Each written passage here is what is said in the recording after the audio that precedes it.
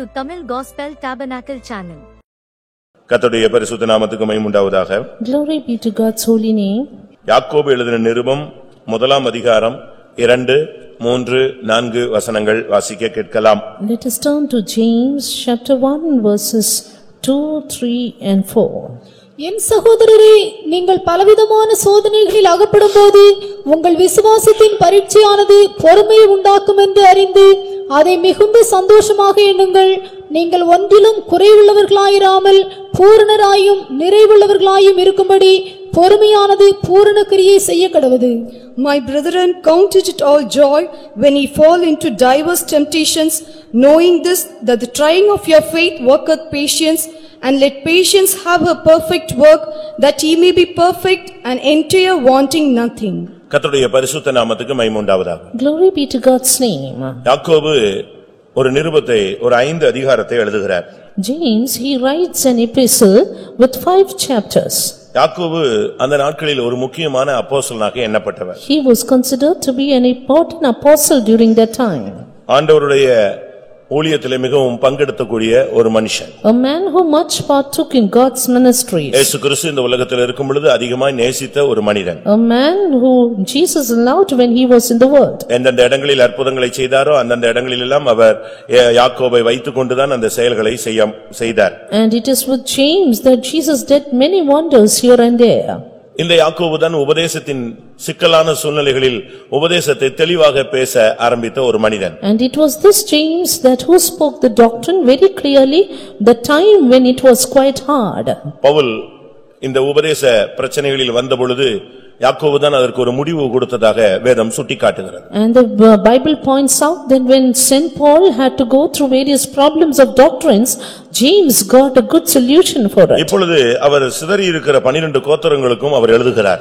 Now he writes to the 12 tribes which are scattered. நீங்கள் சோதனைகளில் அகப்படும் பொழுது உங்களுடைய விசுவாசத்தின் பரீட்சையை நீங்கள் சந்தோஷமாக எண்ணுங்கள் என்று சொல்லுகிறார். And he says, when you fall into diverse temptation, count it all joy. இன்றைய மெசேஜ் பரீட்சை.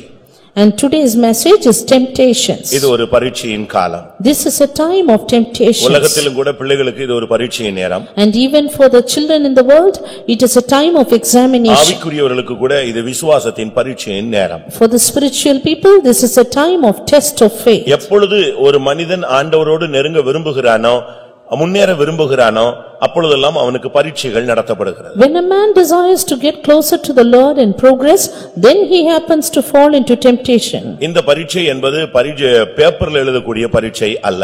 This test is not on the paper. இது மனதிலும் சரீரத்திலும் உண்டாகிறதான பரீட்சை. It's a test in the mind and in the body. நம்முடைய விசுவாசத்துக்கு ஒரு பரீட்சையின் காலம். There is a test for our faith. பிரியமானவர்களே, உங்களுக்கு இந்த மார்க்கத்திலே வந்த பின்பு பலவிதமான பரீட்சைகளை தேவன் அனுமதித்திருப்பார். Beloved, the Lord would have permitted various tests in your life after coming into this path. கடந்த காலத்தில் வந்ததான பரீட்சைகளில் ஒருவேளை நீங்கள் சில நேரங்களில் தோற்று போயிருக்கலாம். And maybe you have faced defeats at certain tests. சில நேரங்களில் நீங்கள் ஜெயித்திருக்கலாம். And sometimes success.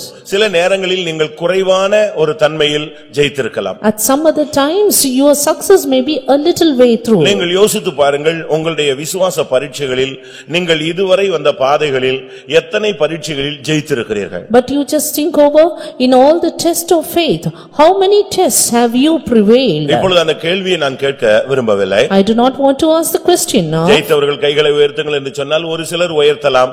ஆனால் எல்லா விதங்களிலும் நீங்கள் ஜெயித்தீர்களா என்று கேட்கும் பொழுது நம் கைகள் கீழே வந்து விடுகிறது. If I ask of you and some of you may lift up the hands, and if I say, did you have victory at all times, you may think over. எல்லாருக்கும் ஒரே விதமான பரீட்சைகள் அனுமதிக்கப்படுகிறது இல்லை. And not all will have all the same test at the same time. சிலருக்கு சில விதங்களாகவும் சிலருக்கு வித்தியாசமான விதங்களிலும் வருகிறதை நாம் பார்க்கலாம். And you can see that test falls into the lives of everyone in a variety of ways. ஒன்றை நீங்கள் புரிந்து கொள்ள வேண்டும். One thing understand. நீங்கள் ஸ்கூலுக்கு பிள்ளைகளை அனுப்புகிறீர்கள். You send your children to the school. நீங்க தான் பணம் கட்டுறீங்க. You pay the fees. வேனுக்கும் பஸ்ஸுக்கும் நீங்க தான் பணம் கொடுக்கறீங்க. As even for the van and the bus. அதுக்கு யூனிஃபார்ம் நீங்க தான் வாங்கி கொடுக்கறீங்க. And even you get the uniform. எவ்வளவு பணத்தை செலவழிக்கிறீர்கள். You spend lots of money. ஆனா முடிவில அந்த பிள்ளைகளுக்கு அந்த ஸ்கூல்ல ஒரு பரீட்சை வைக்கிறார். But at the end the children have a test in the school. அதுல ஜெயிக்க வைக்கும்படியாக நீங்க எவ்வளவு பணத்தை செலவழிக்கிறது மாத்திரமல்ல உங்களுடைய சரீரத்திலும் எவ்வளவு பிரயாசப்படுகிறீர்கள். Not only that you render a financial help and even you give so much of assistance in order to face the ஏனென்றால் அந்த examination. பரீட்சை தான் அந்த பிள்ளைகளுடைய வருங்காலத்தை தீர்மானிக்கிறது. Because it is the examination which determines the child's future. அதுபோல இந்த பாதையில் வருகிறதான போராட்டங்கள் தான் உங்களுடைய வருங்கால விசுவாசத்தை அது நிர்மாணிக்கிறது. So is it the conflicts in our path, it determines the future in life. இன்னைக்கு ஒரு சிலருக்கு பாத்தீங்கன்னா பரீட்சைன உடனே ஜுரம் வந்துரும். Today you see some people when they hear of examination they have fever. அப்படிதானே? Exam fever. That is called exam fever. 3 நாளைக்கு முன்னாலே அவங்க படுத்துருவாங்க. 3 days before they lie down. அப்படி ஒரு பயத்தின் ஆவி ஒரு சிலருக்கு உண்டு. And some have such a spirit of fear. ஆனா தேர்ச்சி பெறணும்ங்கற ஆசையும் உண்டு. But at the same time a desire to pass. நான் சொன்ன பாயிண்ட் வந்து சின்ன குழந்தைகளுக்கு அல்ல. It is not for little children. அது சின்ன பிள்ளைகளுக்கு எல்லாருக்குமே இருக்கு. Little children, all children have that. நான் சென்னையில ஊழியம் செய்யும்போது ஒரு பிள்ளை வந்து எம்ஃபில் பண்ணா. அவளுக்கும் கூட அன்னைக்கு பரீட்சையிலயும் அன்னைக்கு ஜுரம். நான் கேட்டேன் இவ்வளவு பெரிய பிள்ளைக்கு ஏன் பயம்? எல்கேஜில இருந்து இதே பயம் தான் புடிச்சிட்டே வருது அவளுக்கு. When I was serving God at Chennai, I saw a girl who was studying in MPhil. She had that exam fever. I asked why and her mother said all the time right from LKG she has this. ஆனா ஜெயிச்சிருவா. But she passes. ஆனா அந்த exam நினைச்ச உடனே ஒரு பயத்தின் ஆவி மாதிரி வந்து தாக்கிடும். The moment she thinks of that examination, spirit of fear attacks her.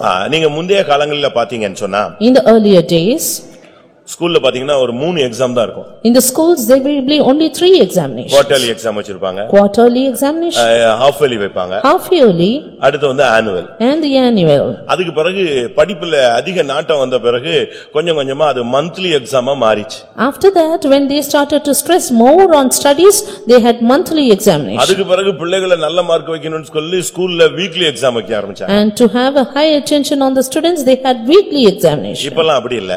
Now it's not like that. இன்னைக்கு ஒரு பாடம் நடத்தினா அடுத்த நாள் காலையில என்னது exam. A subject conducted today, the next day they have the exam on it. இதேதான் இப்ப விசுவாச பாதையில வந்துருச்சு. And so was it in the time of faith. Bible காலங்கள்ல பாத்தீங்கன்னா விசுவாச பரீட்சைனா 1-2 சம்பவங்கள் தான் அங்க எழுதி இருக்கு.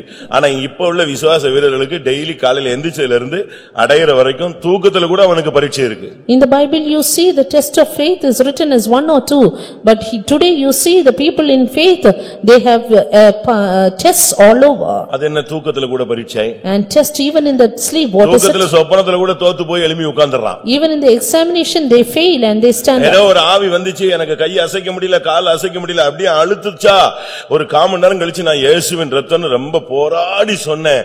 அதுக்கு பிறகுதான் வந்துச்சு. அதுக்கு பிறகுதான் பரீட்சையில ஜெயம் கிடைக்குது. And when they say that when they sleep an evil spirit came and oppressed them and with hardship they said the blood of Jesus and they prevailed. நாளைக்கு கூட உங்களுக்கு பரீட்சை இருக்கலாம் அந்த பயத்தோட நீங்கள் வந்திருக்கலாம். Even tomorrow you may have an examination, you may have come with fear. ஒன்றை நீங்கள் விளங்கிக் கொள்ள வேண்டும். Understand one thing. ஒரு சத்தியம் உனக்கு வெளிப்படுத்தப்பட்டால் அதற்கு ஒரு பரீட்சை உண்டு. If a truth is revealed to you, you have a test for it. ஒரு பிரதிஷ்டை நீ பண்ணினால் அதற்கு ஒரு பரீட்சை உண்டு. You make a consecration, you have a test for ஒரு it. வசனத்தை நீ படித்தால் அதற்கு ஒரு பரீட்சை உண்டு. You read a word of God, you have test for it. 1 மணி நேரம் ஜெபித்தால் உனக்கு 9 மணி நேரம் பரீட்சை உண்டு. Pray for 1 hour, you will have 9 hours trial. நீ உபவாசம் எடுத்தால் அதற்கு ஒரு பரீட்சை உண்டு. You fast, you have a trial. நீ என்ன செய்யறியோ அதுக்கு ஒரு எதிர்வினை உண்டு. Yes, whatever you do spiritually, you have a contrary for இந்த it. பரீட்சை என்கிற இந்த சப்ஜெக்டை நாம் படித்து பார்க்கும் பொழுது பழைய ஏற்பாட்டிலும் இந்த அனுபவம் இருக்கிறது புதிய ஏற்பாட்டிலும் இந்த அனுபவம் இருக்கிறது. When we look of the subject temptations, you can see the experiences in the Old Testament and in the New Testament. இவ்வளவு கஷ்டப்பட்டு நீங்க பிள்ளைகளை படிக்க வச்சிட்டு அந்த பிள்ளை பரீட்சையில குறைஞ்ச மார்க் எடுத்தா ஒரு சில வீடுகள் எல்லாம் சரியான ட்ரீட்மெண்ட் கொடுக்கறாங்க. Having your children studied, making your children study hard, finally if they fail, then they have a hard treatment. ஆனா இந்த விசுவாச பாதையில பரீட்சையில வருகிற பரீட்சையில ஒருத்தன் தோற்று போனா கர்த்தர் அவனை கடிந்து கொள்வாரே தவிர அவனை அவர் துரத்துகிறது இல்ல. மறுபடியும் அவனை ஜெயிக்க வைக்கிறதுக்கு தன்னுடைய கிருபையை கொஞ்சம் கொடுத்து மறுபடியும் அதே பரீட்சை களத்தில் அவனை நிறுத்துகிறார். But if a man would fail in the time of test of faith, then God will not chase him away but rebuke him and grants him grace to cross over in the next test. இதுவரை வந்த பரீட்சைகள் எப்படி இருந்தது? And how were the tests that you faced hitherto? இப்ப சமீபத்துல நீங்க பேப்பர்ல பாத்தீங்கன்னா தமிழ் முதல் தாள் மிகவும் ஈஸி அப்படின்னு பேட்டி கொடுத்திருந்தாங்க. Recently in the paper it is written the first sheet in the Tamil is very easy. அடுத்து பார்த்தா இயற்பியல் வந்தது மிகவும் கடினம்னு. And then came the science, it was very difficult. அவங்களுக்கு எல்லாருக்குமே ஈஸியா இருக்கணும் அப்படிங்கற ஒரு ஆசை ரொம்ப பேருக்கு இருக்கு. And many people say that everything should be easy. பரீட்சையே இல்லாம ஜெயிக்கணும்னு சொன்னா அத போல ஆசை யாருக்குமே விருப்பம் யாருக்குமே கிடையாது. And I think everyone have the desire that they have to pass without examination. அப்படி தானே இன்னைக்கு अनेகர் விரும்புகிறார்கள். That is what many desire today. பரீட்சை இல்லாம ஜெயம் கிடையாது. No victory without trial. பாடுகள் இல்லாமல் மகிமை கிடையாது. No glory without suffering. சிலுவை இல்லாமல் சிங்காசனம் கிடையாது. No throne without cross. அதை நாம் விளங்கிக் கொள்ள வேண்டியது அவசியம். Understand this clearly.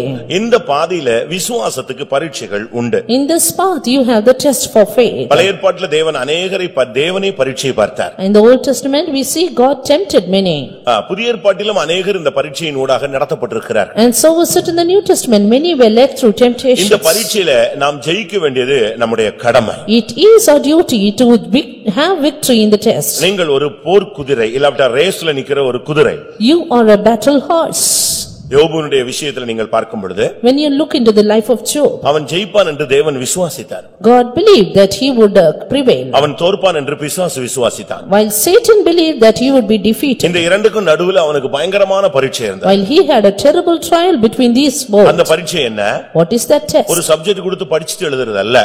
Not that he is given a subject and asked to learn and அவனுக்கு write. அந்த பரீட்சை எப்படிப்பட்ட பரீட்சை? What kind of trial was kept for him? அவனுடைய ஆஸ்தி அவனை விட்டு எடுக்கப்பட்டது ஒரு பரீட்சை. His substance taken away from him was a test. அவனுடைய மிருக ஜீவன்கள் எடுக்கப்பட்டது ஒரு பரீட்சை. His livestock taken away was a test. அவனுடைய வீடு இடிந்து போனது ஒரு பரீட்சை. His house broken down was a test. ஒரே நாளில் அத்தனை பிள்ளைகளும் மரித்தது ஒரு பரீட்சை. All his children died at once, they test a test. ஒரு குறிக்கப்பட்ட நாளில் அவனுடைய மனைவி நீ ஏன் உயிரோடு இருக்கிறாய் தேவனை தூஷித்து ஜீவனை விடு சாவு என்று சொன்னாலே அது ஒரு பரீட்சை. At one particular time his own wife said, why do you still live, curse God and die? That was a test. ஒரே நாளில் அவனுடைய சரீரம் பருக்களால் வாதிக்கப்பட்டு அவன் உருமாறி போனானே அது ஒரு பரீட்சை. His body became disformed and he was full of sores. That was test. இவைகளில் எல்லாம் அவன் ஜெயித்தான். In all these he prevailed. அதுதான் தேவனுடைய எதிர்பார்ப்பு. That was the expectation of God. என் நாமத்தை பெற்றவன் ஜெயிப்பான். He shall prevail with my name. என்னுடைய விசுவாசத்தை அறிந்தவன் நிற்பான். He who stands on my faith will stand. அவன் தன் தேவனை குறை சொல்ல மாட்டான். He will not accuse God. தன் உதடுகளினால் அவன் பாவம் செய்ய மாட்டான். He will not sin with his lips. இதுதான் ஆண்டவருடைய மிகப்பெரிய ஒரு நம்பிக்கை. That was the great hope of God. தன் பிள்ளைகள் ஜெயிக்க வேண்டும் என்பதிலே அவர் மிகவும் கரிசனை உள்ளவராய் இருக்கிறார். God is much concerned that his children should be victorious.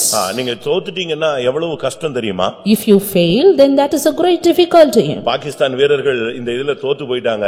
அடுத்த நாள் பாத்தீங்கன்னா அங்க பாகிஸ்தான்ல அவன் Dress போட்டு அவனே மாதிரி பொம்மையை கட்டி தலைகீழ தொங்க விட்டுட்டாங்க.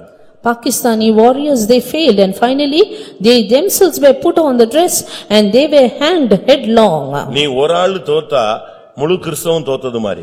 If you fail one person, then that means whole Christianity நீ is ஒரு ஆள் failed. தோத்தா சத்திய மார்க்கம் தோத்தது மாதிரி. You one person is failed, then it means the path of truth is அதனால failed. விசுவாச பாதையில வந்த பின்பு நீங்கள் ஜெயிக்கும்படியான ஒரு அபிஷேகத்தை பெற்றுக்கொள்ள வேண்டியது அவசியம். Therefore, after coming into this path of faith, you need to receive the anointing to prevail. இங்கே நாம் பார்க்கும் பொழுது யாக்கோபு 1:3 விசுவாச பரீட்சை என்ற ஒரு வார்த்தை இருக்கிறது. Here we see in James 1:3 about the trying of faith. இந்த பாதையில ஒரு முக்கியமான சப்ஜெக்ட் மேஜர் சப்ஜெக்ட் விசுவாசம். And the major subject in this path is faith. விசுவாசம் இல்லாமல் ஒருவன் தேவனுக்கு பிரியமாய் இருப்பது கூடாத காரியம். For without faith it is impossible to please God. கடைசி நாட்களிலே விசுவாச துரோகம் முந்தி நேரிடும் என்று சொல்லப்பட்டிருக்கிறது. And it is said, and they shall be falling away from the faith first in the last ஆண்டவராகிய days. இயேசு கிறிஸ்து ரகசியமாக வரும்பொழுது பூமியிலே விசுவாசத்தை காண்பாரோ என்ற ஒரு கேள்வியும் சொல்லப்பட்டிருக்கிறது. And at that time when our Jesus would secretly appear, it is said, will he find faith on earth? நம்முடைய விசுவாசமே மிகவும் முக்கியம். Our faith is very important. விசுவாசத்தை நீங்கள் எப்படி பயிற்சி வைக்கிறீர்கள்? How should you practice your faith? நீங்கள் யோவான் எழுதின சுவிசேஷம் 14:1 பார்க்கும் பொழுது Turning to John 14:1, உங்கள் இருதயம் கலங்காதிருப்பதாக தேவனிடத்தில் விசுவாசமாயிருங்கள், என்னிடத்திலும் விசுவாசமாயிருங்கள். Let not your heart be troubled. Ye believe in God, believe also in me. அது என்ன? தேவனிடத்திலும் விசுவாசமாயிருங்கள், என்னிடத்திலும் விசுவாசமாயிருங்கள். Believe in God, believe also in me. What is it? எபிரேய பாஷையில அப்படி அல்ல. In Hebrew it's not like that. மூல பாஷையில சொல்லி இருக்கிறது, In the original, என்னுடைய விசுவாசமும் உடையவர்களாய் இருங்கள், தேவனுடைய விசுவாசமும் உடையவர்களாய் இருங்கள். have in you the faith of God and the faith of me. என்னிடத்தில் அல்ல, என்னுடைய விசுவாசம் உடையவர்களாய் நீங்கள் இருங்கள். Not that you have faith in me, but you have my faith in you. தேவனுடைய விசுவாசம் என்ன? What is the faith of God? உலகங்கள் உண்டாக கடவுது என்று சொன்னால் உண்டாகிவிடும். He said, let the world be made, and it was created. இயேசு கிறிஸ்து சொன்ன வார்த்தை என்ன? What is the word of Jesus? என்னை விசுவாசிக்கிறவன் என்னைப் போலவும் செய்வான், என்னிலும் பெரிய கிரியைகளையும் அவன் செய்வான். He that believeth in me shall do my works as well, the works greater than mine. விசுவாசம் என்பது ஒரு gift. Faith is a gift. உனக்கு வேற கிஃப்டே வேண்டாம். விசுவாசம் இருந்தா இந்த கிஃப்ட வச்சு டோட்டல் லைஃபையும் மினிஸ்ட்ரியும் நீங்க ஆபரேட் பண்ணலாம். With just that gift of faith you can operate your whole life and ministry. ஏனென்றால் விசுவாசமே உலகத்தை ஜெயிக்கிற ஜெயம். Why? Because your faith is that which overcometh the உங்களுடைய world. விசுவாசத்தின் அளவை நீங்கள் இன்றைக்கு சீர்தூக்கி பார்க்க வேண்டியது அவசியம். And it is very essential. You need to weigh and see the measure of நம்ம faith. அநேகருக்கு விசுவாசிகள் என்ற பெயர் இருக்கிறது. Many have the name that they are a believer. ஆனா விசுவாசம் இருக்கிறதா? But do you have faith? அத பார்த்தா அங்க ஒண்ணுமே இருக்காது. And nothing in it when you ஒரு see. சிலருக்கு பாத்தீங்கன்னா பேங்க்ல அக்கவுண்ட்ஸ் வச்சிருப்பாங்க, ஆனா பேங்க்ல பேலன்ஸ் இருக்காது. Some people will have the account in the bank but no balance in it. சரிதான் நான் சொல்றது? Am I right? பேங்க்ல பாஸ்புக் வச்சிருக்கவங்க எல்லாம் பாருங்க, எனக்கு அங்க அக்கவுண்ட் இருக்கு இங்க அக்கவுண்ட் இருக்குமாங்க, அங்க செக் எழுதி கொடுத்தா ஒண்ணும் வராது, எல்லாம் பவுன்ஸ் ஆகி போயிடும். Many people who have the passbook, they say I will have account here and there, but when you send for the check, nothing will be there. அதனால என்ன சொல்றது?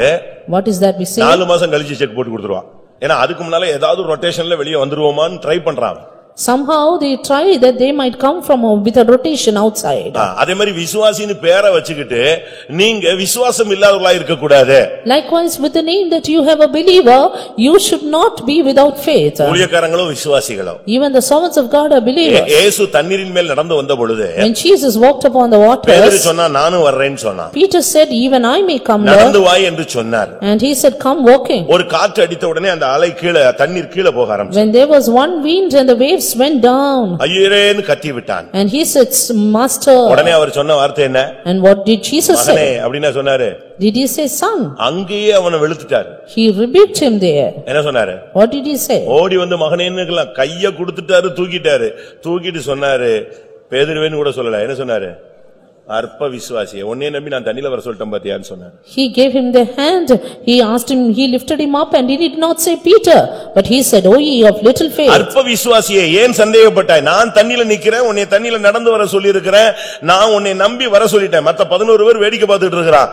நீ வந்துகிட்டு இருக்கும்போது ஐயரே அமிழ்ந்து போகிறேன்னா அப்ப நான் நின்னதுல அர்த்தம் இல்லையே. அற்ப விசுவாசி என்ன? You are of little faith. You said, Master, I want to come, and I said, you come, and those 11 are watching at it. And why are you now sinking down? உயிர் தெழுந்து விட்டார். Jesus rose again. அநேகருக்கு தரிசனமானார். Appeared to many. தரிசனமாகிற நேரத்துல எல்லாம் தோமா missing ஆகிட்டே வந்தார். All that time Thomas was missing. ஆமா, ஆனா அவங்க சொன்னாங்க நாங்க பார்த்தோம்னு சொன்னாங்க. But and they said we saw. அவனுக்கு அதை தாங்கவே முடியல. He could not bear it. எல்லாரும் பார்த்தாங்கற நமக்கு மட்டும் தானே இந்த தரிசனம் கிடைக்காம போயிருச்சு. All said they have seen Jesus, but I did not have the vision. அதனால ஒரு கிரிட்டிக்கலான ஒரு கேள்வியை கேட்டு வச்சான். And he asked a critical question. நான் வந்து சும்மா எல்லாம் பார்த்தா இயேசுவை எல்லாம் சொல்ல மாட்டேன். நான் வந்து அந்த விழாவுல கை போட்டாதான் எனக்கு ஃபெய்த் வரும். ஏன்னா எப்படியாவது அவரை பார்க்கணும், அதுக்கு ஒரு क्वेश्चन போட்டு இழுத்தான். If just I see Jesus I will not believe, but if I see his nail pierced hand and pierce my hand into it, then I will believe. அவர் உயிர் தெழுந்தார்ங்கறத இவனுக்கு சொல்லலன்னா இவன் ஒரு ஆள் போதும் அவிசுவாசமான ஒரு பிரசங்கம் பண்றதுக்கு. And when if he was just one person enough that to preach the sermon of unbelief. அதனால என்ன நடந்துச்சு? But what happened? ஒரு சரித்திரம் சொல்லுகிறது, இயேசு உயிர் தெழுந்துட்டார்னு சொன்ன உடனே இவன் எடுத்து வச்சிருந்தது எதை எடுத்து வச்சிருந்தான் தெரியுமா? இயேசு அடிச்ச 4 ஆணி எடுத்து பாக்கெட்ல வச்சிருந்தான். And you see, when they said that Jesus is alive, you know what he did? He took the 4 nails with which they pierced Jesus. அந்த காயம் அந்த சைஸ் கரெக்ட்டா இருக்கா நான் பார்த்தா தான் நான் விசுவாசிப்பேன். And he says only if that size is correct in his hand I will believe. அந்த இடத்துல வந்து தோமாவே நான் உனக்காக வந்தேன்லாம் சொல்லல. அவனை பார்த்து சொன்னாரு, இனிமேலாவது சாகர வரைக்கும் நீ எப்படி இருக்கணும்? அவிசுவாசியாயிராமல் விசுவாசியாரான்னு சொல்லுங்க. And he did not say, Jesus did not say Thomas, but he said, be not unbelievers but believers. உயிர்த்தெழுந்த இயேசு ரெண்டு காரியத்தை குறித்து கோபப்பட்டார். Resurrected Jesus was angry for two things. Mark எழுதின சுவிசேஷம் 16ஆம் அதிகாரம் 14ஆம் வசனத்தை பார்க்கும் பொழுது, Turning to Mark the Gospel 16:14, அவர்களுடைய அவிசுவாசத்தை குறித்தும் அவர்களுடைய இருதய கடினத்தை குறித்தும் அவர்களை கடிந்து கொண்டார். he rebuked them for their unbelief and hardness of heart. அவிசுவாசம் தான் மிகப்பெரிய எதிரி. Unbelief a great enemy. தேவனை நீங்க அப்படியே விசுவாசிக்கணும். You have to believe God as தேவன் such. உண்டு என்றும் தன்னை தேடுகிறவர்களுக்கு அவர் பலன் அளிக்கிறவர் என்றும் நீங்கள் விசுவாசிக்க வேண்டும். Believe that God is there and he is a rewarder of them that seek him diligently. இந்த அவிசுவாசம் என்பது அது ஒரு பொல்லாத இருதயம். Unbelief is an evil heart. அது உங்களில் இராதபடி நீங்கள் எச்சரிக்கையா இருங்கள் என்று வேதம் சொல்லுகிறது. And the word of God says, take heed that ye fall not into it. அவிசுவாசம் இருந்தா இயேசு டைரக்டா நின்னா கூட அற்புதம் நடக்காது.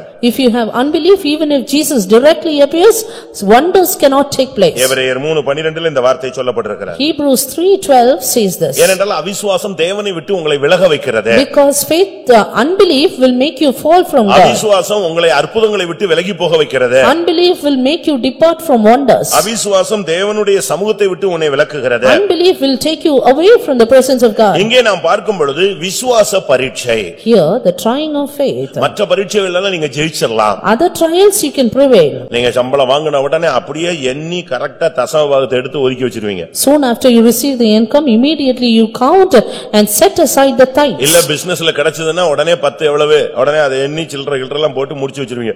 தொடக்கூடாது, இது கர்த்தருக்கு உரியது. Maybe in the even in the business you may set aside the tithes saying it is for God. நேத்து ஒரு ஃபேமிலி இடையில ஒரு ஃபேமிலி என்னைய பார்த்தாங்க. Yesterday, that is meanwhile a family visited me. அவங்க எனக்கு கடன் இருக்குன்னு சொன்னாங்க. They said I have the debts. நான் சொன்னேன் இன்னுமா கடன் அடையலன்னு சொன்னேன். I said still do you have the debts? இல்ல 2 லட்சம் தான் கடன் இருக்கு. Only 2 lakhs. நான் திடீர்னு டக்குன்னு அந்த சகோதரன்ட்ட கேட்டேன் உனக்கு எவ்வளவு தான் சம்பளம்? Then suddenly I asked the brother, how much is your income? இத்தனை வருஷம் ஃபாரின்ல இருக்கிற கடன் அடைக்கலையா? And you have not paid up your debts yet? உடனே அந்த சகோதரன் சொன்னாரு அது 1,70,000 ரூபாய் சம்பளம். The brother said 1,70,000. 2 லட்சம் கடனை 2 மாசத்துல தீர்த்துறலாமே அப்படின்னு. And then I said within 2 months you can finish your debts. உடனே அந்த சிஸ்டர் புடிச்சிக்கிச்சு இன்னைக்கு தான் இந்த மனுஷன் உண்மையவே பேசுறான். Soon the sister said this man speaks truth today. இதுவரைக்கும் இந்த ஆளு என்கிட்ட உண்மையவே சொல்லல. Until 10,000 ரூபாய் தசமம் கொடு அப்படின்னு சொன்னா இன்னைக்கு பாருங்க மாசம் இந்த ஆளு 70,000 ஏமாத்தி இருக்காங்க. Until today he just said 10,000 will be the tithes, but today you see his salary is 1,70,000. ஆனா இந்த கடனை அடைக்கிறதுக்கு அவங்களுக்கு சிந்தை வரல. And they did not have the mind to pay off the debts. நீங்க எப்படி இருக்கீங்க? How are you? நீங்க தசமபாகம்னா ஜெயிச்சிருவீங்க. If you will be successful in tithes. white and white போடணும்ங்கறா ஜெயிச்சிருவீங்க. And even in your uniform white and white you will prevail. அப்படிதானே? மீசை எடுக்கணும் நகை எடுக்கணும்னா என்னெல்லாம் எடுக்கணும்லாம் எடுத்துறலாம்.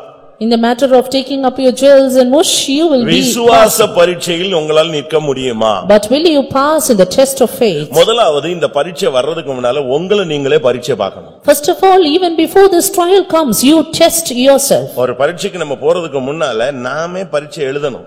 Even before we could go to a trial, we have to write the test. இந்த ஸ்கூல்ல பாருங்க அவங்களே மாடல் எக்ஸாம்லாம் நடத்திட்டே இருப்பாங்க. In the schools they have the model examinations. நல்லா படிக்கிற பிள்ளைங்க தாங்களே தனியா உட்கார்ந்து வீட்ல உட்கார்ந்து என்ன செய்யும் நல்லா எழுதி பாப்பாங்க. Bright students, they will sit in their home and learn for themselves. அப்படிலாம் அவங்க பிராக்டீஸ் பண்றாங்க. Yes, they have such practices. அதுதான் நல்லது. That is good. பைபிள் என்ன சொல்லுது? What does the Bible say? நீங்கள் உங்களை நீங்களே பரீட்சித்து பாருங்க.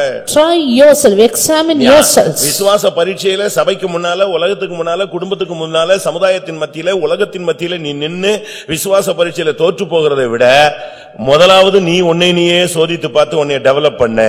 Rather than getting defeated in the trial of faith before your family, before your society and church and the world, you examine yourself. 2 கொரிந்தியர் 13ஆம் அதிகாரத்தை நாம் பார்க்கும் பொழுது 2 Corinthians chapter 13. அங்கே 2 கொரிந்தியர்ல நாம் பார்க்கும் பொழுது where we see 13ஆம் அதிகாரத்துல chapter 13 5-6 வசனங்கள் வாசிக்கலாம். 5 and 6. நீங்கள் விசுவாசம் உள்ளவர்களோ என்று உங்களை நீங்களே சோதித்தறியுங்கள், உங்களை நீங்களே பரீட்சித்து பாருங்கள். இயேசு கிறிஸ்து உங்களுக்குள் இருக்கிறார் என்று உங்களை நீங்களே அறியீர்களா? நீங்கள் பரீட்சைக்கு நில்லாதவர்களாய் இருந்தால் அறியீர்கள், நாங்களோ பரீட்சைக்கு நில்லாதவர்கள் அல்லவென்பதை அறிவீர்கள் என்று நம்புகிறேன். Examine yourselves whether ye be in faith, prove your own selves, know ye not your own selves, how that Jesus Christ is in you, except ye be reprobates. But I trust that ye shall know that we are not reprobates. நீங்கள் விசுவாசம் உள்ளவர்களோ இல்லையோ என்று நீங்களே உங்களை சோதித்து பாருங்க. Examine yourselves whether ye be in the faith. விசுவாச பரீட்சை வந்துட்ட பிறகு நீ மாட்டிக்கிட்டு முழிச்சுக்கிட்டு முன்னுக்கும் பின்னுக்கும் தடுமாறிக்கிட்டு சபையை விட்டு ஓடுறதை விட இப்பமே உங்களுக்குள்ள விசுவாசம் இருக்கா இல்லையான்னு நீங்க செக் பண்ணுங்க. Rather than you stumble in your test of faith and leave the church, now you examine whether you be in the faith. அப்படிதான் பைபிள் சொல்லுகிறது. That's what the word of God says. நீங்கள் இயேசு கிறிஸ்து உங்களுக்குள் இருக்கிறார் என்று நீங்கள் அறியீர்களா? Know ye not that Jesus Christ is in you? நீங்கள் பரீட்சைக்கு நில்லாதவர்களாய் இருந்தால் அறியீர்கள். If ye are reprobates, you do not know it. நீங்களே உங்களை பரீட்சித்து பாருங்க.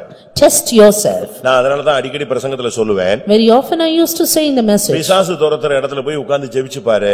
You go and pray in the place where they cast demons. உனக்கு அந்த gift இருக்கா இல்லையா? Whether you have the gift or not. ஹாஸ்பிடல்ல போய் ஜெபிச்சு பாரு. Go and pray in the hospitals. வியாதிகளை குணமாக்க கூடிய வரம் உனக்கு இருக்கான்னு டெஸ்ட் பண்ணி பாரு. And test whether you have the gift of healing the sick. பிரச்சனைகளுக்காக ஜெபிக்கிறவங்க மத்தியில போய் உட்கார்ந்து ஜெபிச்சு பாரு. Try to pray for those who are in the problems. உனக்கு தீர்க்கதரிசனமோ தரிசனமோ இருக்கான்னா அது வெளிப்படும். And there you can understand whether you have gifts of prophecy and vision. உங்களுடைய இருக்கிற gift நீங்க ஆபரேட் பண்ணி பாருங்க. Try to operate the gift that is given to you. உங்களுடைய விசுவாசத்தை நீங்க சோதித்து பாருங்க. Examine your faith. நீங்க உங்களை நீங்களே செக் பண்ணி பாருங்க. Check yourself. முந்தியெல்லாம் நீங்க பாத்தீங்கன்னா டாக்டர்ட்ட போனா தான் அவர் சுகர் எவ்வளவு இருக்குன்னு சொல்லுவார். In the earlier days when you go to the doctor they'll say how much you are in diabetes. இப்ப நம்ம வீட்லயே எதை வச்சிருக்கோம்? ஒரு சின்ன ஒன்னு வச்சிருக்கோம். But right in our house today we have the diabetes checking machine. டாக்டர்லாம் இப்ப தேவையில்லை. இவங்களே இப்ப டாக்டர் ஆயிட்டாங்க. Doctors are not needed today. The machine is enough. இவங்களுக்கே தெரியுது. இப்ப ஒரு ட்ரிப் அடிச்சு பார்த்தா என்ன தெரிஞ்சிரும்? எத்தனை இது கூடி இருக்கா குறைஞ்சிருக்கா? கூடி இருக்கா டக்குன்னு சப்பாத்திய கூட்டு. They themselves being the doctors they can check and if the diabetes is increasing then they have the chapatis. உடனே அன்னைக்கு முழுசும் பார்த்தா ஆள் டல்லா இருப்பாங்க. யாரு கேட்டாலும் கூடி போச்சு. அன்னைக்கு ஃபுல்லா இவங்களே பிரசங்கம் பண்ணிட்டே இருப்பாங்க. கூடி போச்சு கூடி போச்சு கூடி போச்சு கூடி போச்சுன்னு பயம். The whole day they will have the dull feeling because of the fear and they will keep on saying the sugar has increased. உனக்கு சுகரை கண்டுபிடிக்கிறதுக்கு கர்த்தர் கிருபை கொடுத்திருக்கிறார். நான் விசுவாசத்தையும் பரிசோதிக்கிறதுக்கு உனக்கு கிருபை தருவார். God has given you the grace to find out the diabetes. Let him give the grace to stand in the faith. உனக்கு ஒரு விசுவாச பரீட்சை நீ வச்சிட்டு ஜெபிச்சு பாரு. Have a test for your faith and pray. ஆண்டவருடைய சமூகத்துல உட்காரு.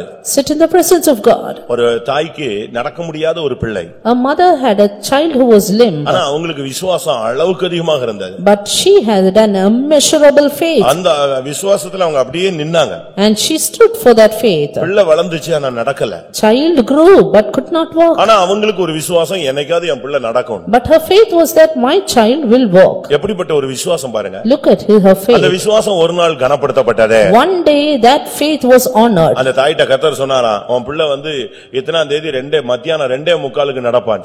The Lord said to that mother on this particular date your child will walk. அதே டைம் அந்த பிள்ளைக்கு ஆண்டவர் பேசினாராம். Exactly the same time the Lord spoke to the child. இத்தனாம் தேதி 2:45 மணிக்கு நீ நடப்பாய். At this date at this time you will walk. ஆனா சொல்லிட்டு சொன்னாராம் யார்ட்டையும் சொல்லாத. And he said don't say it to anyone. அந்த வார்த்தையை கேட்ட உடனே அந்த பிள்ளையினுடைய ஆத்துமாவுக்குள்ள ஒரு மகிழ்ச்சி முகம்லாம் மாறிடுச்சு. When that word came to the child it had a rejoicing and his face changed. 2:45 நான் நடக்க போறேன். 2:45 I am going to walk. இது முகம் மாறின உடனே தாய் உள்ள வந்தார். Its face changed and the mother came in. என்ன முகம் வித்தியாசமா இருக்கு என்ன நடந்துச்சுன்னு கேட்டா Your faith is different what happened? யார்ட்டையும் சொல்ல கூடாதுன்னு சொல்லிட்டார் இல்லையா? And he said don't say to anyone. இல்ல ஒண்ணு இல்ல நான் சும்மா தான் இருக்கேன் அப்படி. The child said no nothing. அப்ப அந்த தாய் சொன்னாலாம் என்ன இத்தனாம் தேதி 2:45 நடப்பேன்னு கர்த்தர் சொன்னாரா? The mother said did God say to you that you will walk in this date and time? இந்த பிள்ளைக்கு ஒரே குழப்பம் நம்ம ஏதோ புலம்பிட்டோமோ? This child was confused. Did I confuse and tell? பேசும்போது நம்ம சத்தமா ஏதோ புலம்பிட்டோம் போல இருக்கு இந்த அம்மா கேட்டிடுச்சு போல இருக்கு அப்படினு யோசிச்சா. And it thought when the Lord spoke to me maybe I would have murmured out, that's why my mother is telling. அப்ப நான் புலம்பிட்டேனான்னு கேட்ட உடனே அந்த தாய் சொல்லுச்சா நீ புலம்பல உன்னிடத்துல பேசின அதே கர்த்தர் என்கிட்டயும் பேசினார். Then the mother said not you but the Lord who spoke to you spoke to me. அது அந்த கிராமம் முழுசும் பரவிருச்சு. And it spread throughout the village. கரெக்ட்டா 2:30க்கு கூட்டம் கூடிடுச்சு. 2:30 the crowd was up. அது எப்படிங்க நடக்கும்? How can it happen? அது என்ன டைம் போட்டு அவர் என்ன அப்பாயின்ட்மென்ட் டைம் கொடுத்தா சந்திக்கிறார். Will God visit man with the appointment time? கரெக்ட்டா 2:30க்கு அந்த ரூம் முழுசும் ஒரு மேகம் மாதிரி வந்து இறங்கிருச்சு. Sharp 2:30 a cloud covered the room. ஒருத்தனுக்கும் கண்ணு தெரியல. Nobody could see. எல்லாருக்கும் குருட்டாட்டம். All were blinded. கரெக்டா 1/4 மணி நேரம் கழிச்சு 2:45 அந்த பிள்ளை எந்திரிச்சு நடந்துட்டா. கர்த்தர் அந்த மேகத்துக்குள்ள வந்து தொட்டு எழுப்பி விட்டார். 15 minutes after that, the Lord came in the cloud, touched and healed the child. ஆண்டவர் இன்றைக்கு ஜீவிக்கிறார். That Jesus is alive even உங்களுடைய today. விசுவாசத்தை நீங்க பரீட்சித்து பாருங்க. Test your faith. சின்ன சின்ன வியாதி வரும் பொழுது விசுவாசத்தை ட்ரையல் பண்ணணும். Even in little sickness, try your faith. அப்படின்னு உடனே என்னத்தை போட்டா அது சரியாகும்னு ஓடக்கூடாது. இது ஒரு 2 நிமிஷத்துல சரியாயிரும். That doesn't mean that you have to run saying, what should you do to heal your sickness? நீங்க ஒரு பிள்ளை கீழே விழுதுன்னு வச்சுக்கோங்களேன், அது விழுந்த உடனே நீங்க அதுக்கு விட வேகமா போய் விழுந்து தூக்குனீங்கன்னா அது அப்படியே படுத்துக்கிட்டு சினிமால இருந்த மாதிரி ஓன்னு ஆளும். நீங்க தூக்குன பிறதான் நிப்பாடும். எலும்பே அப்படின்னா போதும், சரி இவங்க கண்டுக்குள்ள விழுக்குன்னு அது பாட்டு கிளம்பி போகும். If your child is falling, then you run behind it, it will cry even more. But if you say you rise up, and it will rise up. சும்மா லேச சின்னதுக்கெல்லாம் இல்ல. இது வந்து நம்ம இந்த மார்க்கம் வந்து பனங்காட்டு நரின மாதிரி சலசலப்புக்கெல்லாம் அஞ்சவே கூடாது. And we should be like the fox in the farmyard, because it will not be afraid of the wrestling. Bible சொல்லுகிறது இந்த மார்க்கத்துல வந்துட்டேன்னா பயமும் திகிலும் உள்ளவன் பைபிளை வைத்துவிட்டு ஓடிவிட கடவன். And in the word of God it is said, he that is fearful and afraid, let him flee away. அப்படிதானே சொன்னாரு? Did he not? நியாயாதிபதிகள் 7ஆம் அதிகாரத்துல Judges chapter 7. நம்மெல்லாம் ஒவ்வொருத்தருக்கும் ஒவ்வொரு விதமா பரீட்சை வைப்போம். கர்த்தர் அங்க வைக்கிற பரீட்சையை பாருங்க.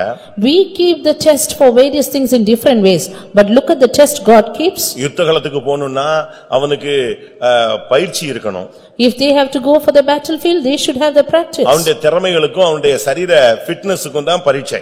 And they have the training for the fitness of the body and the expertness. இங்க யுத்தத்துக்கு போறவனுக்கு முதல்ல கர்த்தர் ஒரு பரீட்சை வைக்கிறார். But God keeps here a test for those who go to the battle. 3ஆம் வசனம் நியாயாதிபதிகள் 7:3. Judges 7:3. ஆகையால் பயமும் திகிலும் உள்ளவன் எவனோ அவன் திரும்பி கீலேயாத் மலைகளிலிருந்து விரைவாய் ஓடிப்போக கடவன் என்று நீ ஜனங்களின் செவிகள் கேட்க பிரசித்தப்படுத்து என்றார். மொத்தம் 32,000 பேர் வந்திருந்தாங்க. Altogether 32,000. மொத்தம் வந்தது 32,000 பேர். Altogether 32,000. ஆண்டவர் பார்த்தார், என்ன இவ்வளவு பெரிய கூட்டம் வந்துருச்சு, இதெல்லாம் உண்மையா பொய்யா ஒண்ணுமே புரியல.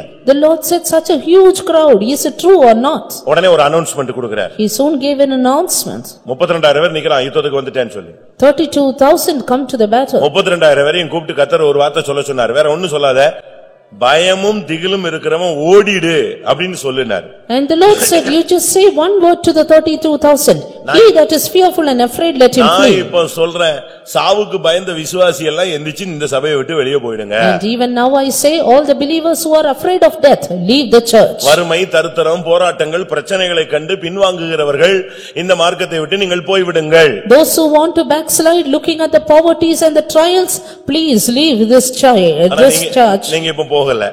But now you are not going. ஆனா அன்னைக்கு என்ன நடந்துச்சு தெரியுமா? But that day what happened? 22,000 பேர் ஒரே ஓட்டமா ஓடியே போயிட்டாங்க. 22,000 they fled away.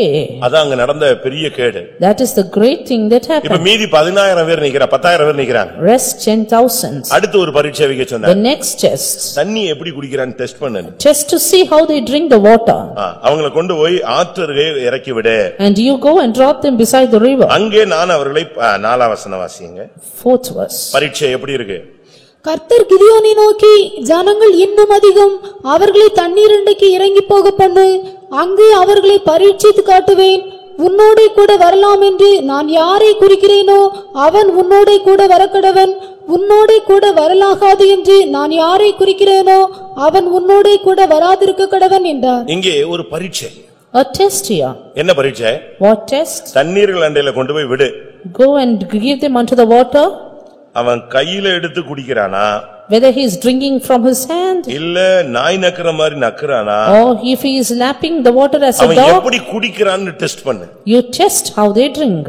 அதுல நான் சொல்ற மாதிரி குடிக்கிறவனை மட்டும் செலக்ட் பண்ணி யுத்தத்துக்கு கொண்டு வந்தார். And you select only those people who drink as I say and bring him to the battle. தங்கள் கைகளால் அள்ளி தங்கள் வாய்க்கு எடுத்து நக்கிக் கொண்டவர்கள் மொத்தமே 300 பேர். Only 300 people who were putting their hand to their mouth being drinking water. மற்றவங்க எல்லாம் எப்படி செஞ்சாங்க தெரியுமா? Rest what did they do? போய் ஆத்துக்கிட்ட போய் முழங்கால் போட்டு அப்படியே தலைகீழ வச்சு குடிச்சிட்டு இருந்தான். They were on the knees upon near the river and they were drinking as a dog. கையில எடுத்து அழகா குடிக்கறானே அவனை மட்டும் தான் எடுத்து வைன்னு சொன்னார். Only those who drank keeping upon their water upon their hand, they were selected. முடிந்த உடனே உங்களுக்கு சாப்பாடு கொடுக்கப்படும், எப்படி சாப்பிடுகிறீர்கள் என்று பரீட்சிக்கப்படும் அப்படினா போதும். எப்படி இருக்கும்? And it may be said, soon after this service, food will be given to you and it will be tested as to how you eat. அந்த காலத்துல எல்லாம் வீட்ல எல்லாம் பெருக்குனா குனிஞ்சு பெருக்கணும்பாங்க, உட்கார்ந்து சாப்பிடணும்பாங்க, தலைய குனிஞ்சு சாப்பிடணும்பாங்க, விரல விலக்கிட்டு சாப்பிட கூடாதும்பாங்க. இதுக்கெல்லாம் ஒவ்வொன்றுக்கும் ஒவ்வொரு முறை வச்சிருந்தாங்க. In those days they had various formalities for everything that they do. Even if they have to broom, they have to bend down and do, and for eating they எல்லா have to வீட்லயும் sit. சின்ன கதவு தான் வச்சிருப்பான். எல்லா வீட்லயும் சின்ன door தான் வச்சிருப்பான். Only a little door in every house. என்ன செய்யணுமா? வீட்டுக்குள்ள வரும்போது எப்படி வரணும்? தலைய வணங்கி வரணும். They have to bend down their head and get into the இப்ப அப்படி house. இல்ல. அது But வாட்டுக்கு now கோட்டை கதவு மாதிரி வச்சிரலாம். அது வாட்டுக்கு நேரா போயிட்டு வந்துடலாம். it's like a big fort, you can straight go in. அன்னைக்கு வந்து பிளேட்டை தரையில வச்சு சாப்பிடணும்பாங்க. In those days they have to have the plate in the floor. இப்போ நேர வாய்க்கு நேர டேபிள்ல வச்சு என்ன செஞ்சிரோம்? But now they have the table near their mouth and eat. ஒண்ணு ஆண்டவர் இதுல கூட ஒரு பரீட்சை பண்ணி பார்த்தார். And God tested them even for this. இந்த நேரத்துல இவன் எப்படி தண்ணி குடிக்கிறான்? At this time how they are drinking the water. போய் முழங்கால போட்டு நக்கிக்கிட்டு இருக்கறானா இல்ல கையில எடுத்து அழகா குடிச்சிட்டு ஸ்பீட் பண்றானான்னு பார்த்தார். Is he on his knees and lapping as a dog, or is he taking into his hand and drinking? பரீட்சிக்கப்பட்டவர்கள் தான் ஜெயிக்கிறவர்கள். The tested ones are the overcomers. தேவன் நம்மை பரீட்சித்து பார்க்கிறார். God tests us. அதுக்கு முன்பாக நாம் செய்ய வேண்டியது நம்மை நாமே பரிசோதிக்கணும். Even before that we have to examine ourselves. நீங்க பாருங்க, ஒரு யுத்தத்துக்கு போறதனாலோ ஒரு ஸ்போர்ட்ஸ்க்கு போறதனாலோ ஒரு பரீட்சைக்கு போறதனாலோ அதுக்கு முன்னாலேயே அவங்க பயிற்சி எடுக்கறாங்க. Today even before they go to the war or sports or even for an examination they have a practice. அதுபோல நீங்களும் உங்களை நீங்களே பரீட்சித்து பாருங்க. Likewise examine yourself. கொஞ்சம் கொஞ்சமா நீங்க உங்களை நீங்களே பரிசீலிச்சு பார்த்து அப்படி வரும்பொழுது விசுவாச பரீட்சையில நீங்க ஜெயிச்சிரலாம். Check yourselves little by little and finally you can be an overcomer in the test of faith. முதலாவது பரீட்சை என்பது விசுவாச பரீட்சை. First trial is the test of faith. இன்னைக்கு அதில अनेகர் நிற்பது இல்லை. Today many are unable to stand. ஏன் பரீட்சையில நிக்க முடியல? Why are you not able to stand? தோல்விக்கான காரணங்களை நாம் ஆராய்ந்து பார்க்க வேண்டியது அவசியம். Let us search the reasons of defeat. 2 தீமோத்தேயு 2 Timothy 3 அதிகாரம் chapter 3 8 வசனத்தை பார்க்கும் பொழுது and verse 8. எம்னேயும் எம்பிரேயும் மோசேக்கு எதிர்த்து நின்றது போல இவர்களும் சத்தியத்துக்கு எதிர்த்து நிற்கிறார்கள். இவர்கள் துர்ப்புத்தியுள்ள மனுஷர்கள், விசுவாச விஷயத்தில் பரீட்சைக்கு நில்லாதவர்கள். Now as Jannes and Jambres withstood Moses, so do these also resist the truth. Men of corrupt minds reprobate concerning the faith. இவர்கள் விசுவாச விஷயத்தில் பரீட்சைக்கு நில்லாதவர்கள். These people were reprobates, not in the faith. அதுக்கு காரணம் என்ன? Reason. இவர்களுக்கு 3 காரியம் அங்கே சொல்லப்பட்டிருக்கிறது. 3 things mentioned of these people. விசுவாச பரீட்சையில தோக்கிறதுக்கு 3 காரணங்கள். 3 reasons for failing in the test of faith. நீங்க பாருங்க, சில பிள்ளைங்க பரீட்சை எழுதும்போது பேப்பர் கொடுத்த உடனே அப்படியே பார்த்துக்கிட்டே இருக்கும். Some students when they are given the question paper in the examination they keep on இந்த looking. क्वेश्चन பேப்பரை திருப்பி பார்க்கிறதுக்கே இவங்களுக்கு 25 நிமிஷம் ஆயிடும். 20 minutes to just turn the question paper and see. திருப்பி இவங்க ஸ்டார்ட் பண்ணி போகும்போது 25 நிமிஷம் பரீட்சை எழுத வேண்டியதெல்லாம் எழுதாம நிக்கும். And finally they will have just 25 minutes to write the examination. அதனால அவங்களுக்கு பாதி கேள்வி எழுத முடியாமலே வெளியே வந்துருவாங்க. Because of which they are unable to write half Christians. ஒவ்வொரு டீச்சர்ஸும் எப்படி கோச் பண்ணிருக்காங்களோ அதுதான் அந்த பிள்ளைங்க ஃபாலோ பண்ணும். And the children will follow the coaching of every teachers. நமக்கு டீச்சர் கோச்சர் எல்லாரும் இயேசுதான். All our coach and teacher is our Jesus. அவர் எப்படி நின்றாரோ அதே மாடல்ல தான் நம்ம போகணும். And we have to follow the model that he has stood. இவர்கள் பரீட்சையில் நிற்க முடியாததுக்கு 3 காரணங்கள் அங்கே சுட்டிக்காட்டப்பட்டிருக்கிறது. 3 reasons why these people were reprobates. ஒன்று, மோசேக்கு அவர்கள் எதிர்த்தார்கள். 1 they withstood Moses. இரண்டாவது, அவர்கள் சத்தியத்துக்கு எதிர்த்தார்கள். 2 they were against the truth. மூன்றாவது, அவர்கள் துர்ப்புத்தியுள்ள மனிதர்கள். 3 they were corrupt minded. இந்த மூன்றுமே அவர்களை விசுவாச விஷயத்தில் நிக்க முடியாமல் வைத்து விட்டது. These 3 things made them fail in the test of faith. இப்ப நீங்க பாருங்க, நல்லா படிக்கிற பையங்க இருப்பாங்க. Today there will be good brilliant students. ஆனா ஃப்ரெண்ட்ஸோட சேர்ந்து சில தவறுகள் செய்திருவாங்க. But joining with the friends they happen to commit mistakes. அதனால அந்த காலேஜ் அவனை எக்ஸாம் எழுத விடாம அவனை வெளியே தள்ளிடுது. Because of which the college removes them not writing the அவங்க examination. நல்ல திறமை உள்ளவங்க தான். They are able. தவறான பழக்க வழக்கங்கள் அவருடைய வாழ்க்கையை சீரழித்து விடுகிறது. But their wrong friendships and habits had made them wrong. இப்படி எத்தனையோ நம்முடைய பிள்ளைகள் கூட இருக்கிறாங்க. Even today many of our children are like that. அநேக பிள்ளைகள் வாழ்க்கையில முன்னேற முடியாமல் இருக்கிறது காரணம் அவங்களுக்கு படிப்பறிவு இருக்கும், ஆனா சுபாவங்கள்ல தோல்விகள் இருக்கும். Many children are unable to progress in their life because they will be good literates but they will have no character. நான் கேரளால ஒரு வீட்டுக்கு போனேன். I went to a house in ஊழியத்துல Kerala. அவங்க ரொம்ப பிரயோஜனமானவங்க, Very useful for the ministry. நல்ல வசதி உள்ளவங்க. Good, convenient அந்த people. பையனை சேலத்துல படிக்க வச்சிருந்தாங்க. And they made the child study in Salem. அவனும் நல்ல யுனிவர்சிட்டி ரேங்க் அடிக்கிற மாதிரி படிச்சிட்டு வந்தான். That son studied for the university rank. ஆனா திடீர்னு என்ன நடந்தது? But suddenly what happened? ஃப்ரெண்ட்ஸோட சேர்ந்து ஒரு பிரச்சனையில சிக்கிட்டான். He joined with the friends and entangled in a அது problem. பெரிய குழப்பமாயி காலேஜ் ஸ்ட்ரைக் வரைக்கும் போயிடுச்சு. That became a big confusion and went to the college strike. லோக்கல்ல கூட அவனுக்கு பிரச்சனை ஆயிடுச்சு. And he had a problem even in that. Local ஏரியால. Even in his local.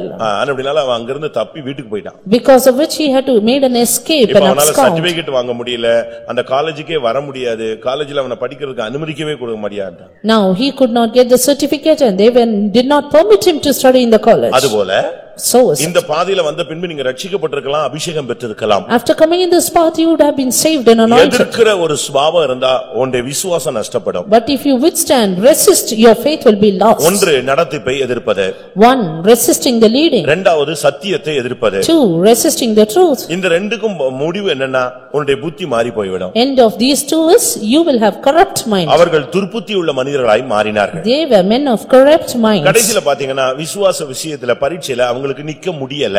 Finally they were reprobates concerning the faith. நம்முடைய விசுவாச பாதையில நாம் ஏன் நிற்க முடியவில்லை என்பதை நாம் சிந்திக்க வேண்டும். And let us consider why we are unable to stand in the path of faith. இன்னைக்கு நாம் நம்மை பரீட்சை பார்ப்பதை விட்டுவிட்டு, Now forsaking examining ourselves, நாம் பரீட்சையில நின்று ஜெயிப்பதை விட்டுவிட்டு, forsaking our standing in the faith and overcoming. ஆனா நம்மில் அநேகர் ஆண்டவரை பரீட்சை பார்க்கறாங்க. Many of us tempt God. ஆண்டவர் எங்க போனாரு? What did God do? ஆண்டவர் ஏன் பதில் செய்யல? Why did God not answer? ஆண்டவருக்கு கண்ணு இல்லையா? He has got no eyes. நான் எவ்வளவு ஆண்டவருக்காக செஞ்சிருக்கிறேன். I have done so much for the Lord. எனக்கு இப்படி ஆயிடுச்சே. Why this thing has N happened? குடும்பத்துல இப்படி ஆயிடுச்சே. For my family it நான் என்ன happened. துரோகம் பண்ணேன்? What treachery did I do? ஆண்டவரை இன்னைக்கு பரீட்சை பார்க்கிற ஒரு டீமா நம்ம மாறிறோம். Likewise we become a group of people who அது tempt பிரியமானவே God. அது தவறு. Beloved, that is wrong. சின்ன சின்ன காரியத்துக்குலாம் ஒரு சிலர் ஆண்டவருக்கு டெஸ்ட் வச்சிட்டு இருப்பாங்க. Some people tempt God even for little matters. அது தவறு. That is வேதம் wrong. என்ன சொல்லுகிறது? What is the word of God say? உபாகமம் 6ஆம் அதிகாரம் 16ஆம் வசனத்தை பார்க்கும் பொழுது, Deuteronomy 6:16. இந்த குடிக்கிற தண்ணிக்காக ஜனங்கள் ஆண்டவரை பரீட்சை பார்த்தார்கள். The people tempted God for the water to drink. நீங்கள் மாசாவிலே செய்தது போல உங்கள் தேவனாகிய கர்த்தரை பரீட்சை பாராதிருப்பீர்களாக. அங்கே தண்ணீருக்காக அந்த மேரிபாவின் தண்ணீர் அண்டையில் அவர்கள் பரீட்சை பார்த்தார்கள். Here they tempted God beside the waters of Meribah. ஆண்டவர் அழைத்தவர் உனக்கு தண்ணீர் தரமாட்டாரா? God called you, will he not give you water to உனக்கு drink? இன்னது தேவை என்று அவர் அறிந்திருக்கிறார். He knows your need. அவருக்கு எதையுமே எப்படியும் மாத்தி தர முடியும். He can change anything as he likes. இங்க சாப்பாடு விஷயத்துல அவங்க பரீட்சை பார்த்தாங்க. Here they tempted God for the water and the food. 78ஆம் சங்கீதம் 18ஆம் வசனத்தை பார்க்கும் பொழுது, Turning to Psalm 78:18. அங்கே சாப்பாட்டுல அவங்க பரீட்சை பார்த்தார்கள். There they tempted God for the food. And they tempted God in their heart by asking meat for their lust. தங்கள் இச்சைக்கேற்ற போஜனத்தை கேட்டு தங்கள் இருதயத்தில் தேவனை பரீட்சை பார்த்தார்கள். ஆண்டவரை பரீட்சை பார்க்கிற விஷயத்தை பாருங்க, சும்மா சாப்பாடு விஷயத்துல டெஸ்ட் பண்றது. Look at the minor matters for which they tempted God, even just for the meats. ஆண்டவரை பரீட்சை பார்க்க கூடாது. We should not tempt God. ஆண்டவர் இருக்கிறாரா இல்லையானா அப்படியே நம்ம பேசுறது. Should we say, is God here or not? இன்னைக்கு அநேகர் ஆண்டவரை பரீட்சை பார்க்கிறோம். Today many people tempt God. உனக்கு தேவன் வச்ச பரீட்சையில நீ ஜெயிக்கணும்.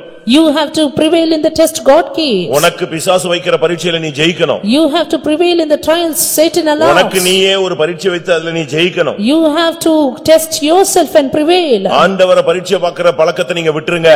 Leave off the habit of tempting God. தேவனுடைய ஜனங்களே, நாம் தேவனை பரீட்சை பார்ப்பதை நிறுத்துவோம். People of God, let us stop tempting God. பரீட்சை பார்ப்பது என்பது பிசாசுனுடைய சுபாவம். Tempting God is the nature of the devil. ஆண்டவரை நீங்க பரீட்சை பார்த்தீங்கன்னா என்ன ஆகிறது? If you tempt God, what will happen?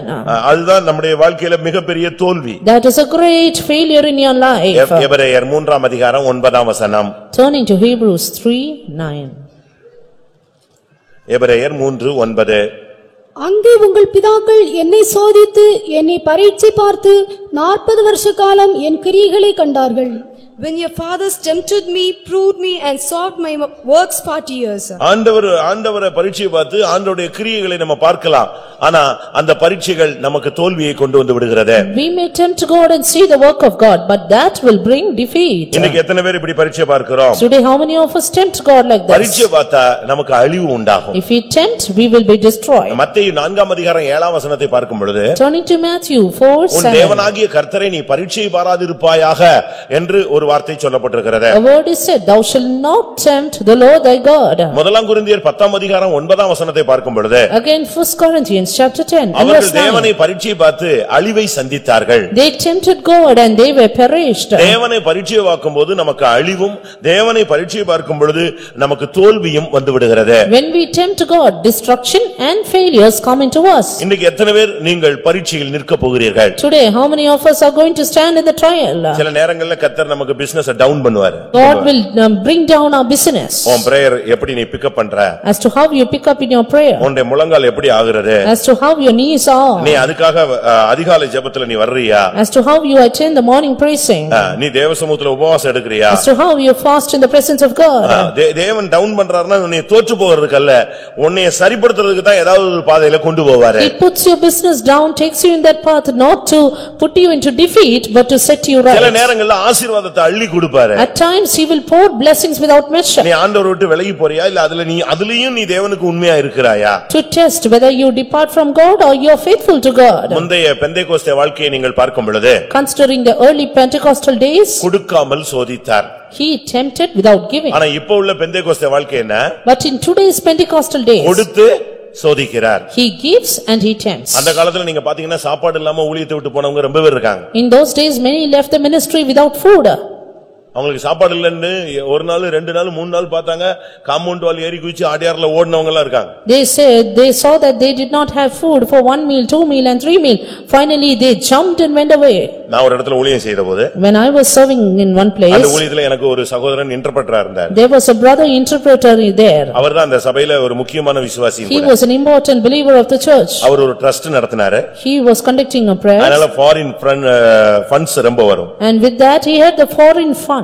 அதனால ஒரு சோசியல் வர்க்கும் பண்ணுவாரு, சபைக்கும் நல்லா ஹெல்ப் பண்ணுவார். He did the social work as well, assisted the church. அப்ப அங்க ஒரு பிசாசு பிடிச்ச ஒரு சகோதரியை கொண்டு வந்தாங்க. At that time they brought a demon possessed woman. நான் அந்த ஊர்ல ஒரு 3.5 மாசம் ஊழியம் செஞ்சேன். I just ministered for 3.5 months there. அதனால இவரை பத்தி எனக்கு தெரியாது. And I know this man. அவர்தான் என் கூடயே இருப்பாரு, அவர்தான் என் கூடயே வருவாரு, விசிட்டிங் வருவாரு, ஊழியத்துக்கு ஹெல்ப் எல்லாமே அவர்தான். He was all the time with me for visiting, for interpretation ஆனா அந்த and for பிசாசு everything. பிடிச்ச சகோதரி வந்தது பொழுது, But when the demon possessed came there, அது பயங்கரமா அலக்கழிச்சிட்டு இருந்துச்சு. it was vexing her soul. அப்ப நான் அந்த ஆவியை கடிந்து கொண்டு வந்தேன். I was rebuking that spirit. அப்ப அந்த ஆவிட்ட பேசிட்டு இருக்கும்போது, When I was speaking to that spirit, அது இன்னும் கொஞ்சம் ஆக்ரோஷமா கத்திச்சு. and it was furiously shouting. உடனே இந்த சகோதரன், ஏய் என்ன கத்துற அப்படினாரு. Then this brother said, why are you shouting? அது அப்படி திரும்பி பார்த்துச்சு. He turned to that brother. சாப்பாடு இல்லன்னு சொல்லிட்டு ஊழியத்தை விட்டு வந்தவன் என்னைய வந்து ஏய் என்னன்னா கேக்குற அப்படினுச்சு. You left the ministry because you did not have food and now you are shouting at me. இவ ஊழியத்தை விட்டு வந்து விசுவாசியா மாறி கல்யாணம் கட்டி 2 பிள்ளைகள் பெத்து அதெல்லாம் ஸ்கூல் படிக்குது. எனக்கு இந்த சரித்திரமே தெரியாது. ஏய் என்ன கத்துற அப்படின்னு சொன்னதுக்கு அது அப்படி திரும்பி பார்த்து லைஃப் ஹிஸ்டரிய அப்படி வாசிச்சது பாருங்க. I never knew the life history of this brother, that he had left the ministry and then got married with 2 children, and now the devil told the life history. அப்படி திரும்பி பார்த்தவனே சொல்லிடுச்சு, நீ சாப்பாடு இல்லன்னு சொல்லி ஓடி வந்தவன் தானே, இப்ப என்னைய வந்து நீ எப்படி துரத்த முடியும், போ தள்ளி போல. The devil just turned and said, you just fled away for the food and now you are shouting at me. என்னைக்கோ சாப்பாடு இல்லன்னு ஊழியத்தை விட்டு வந்து கல்யாணம் கட்டி பிள்ளை பத்தி இத்தனை வருஷம் ஆனாலும் நீ என்னைய துரத்த முடியாது. He who left the ministry for the food's sake, now you can't chase me away. எப்படி இருக்கும் நீங்க பாருங்க. Look at the way it is. அதே சகோதரியே, that same sister, ஒரு நாள் ஹால்ல உருண்டு போய் ஒரு ஓரத்துல ஒதுங்கிடுச்சு. one day she was rolling in the hall and finally went to a corner. அப்ப என்னை ஒரு சகோதரன் பார்க்க வந்தான். Then a brother came to see me. அவன் ஹிஸ்டரி எனக்கு தெரியாது. I did not know his life also. ஆனா அவன் வந்தான், அவன ஓரளவு எனக்கு தெரியும், ஆளு யாருன்னு தெரியும், விசுவாசி. I just knew him to a measure, he was a believer. இந்த ஆவி நான் ஆதிபராசக்தின்னு இருந்துச்சு.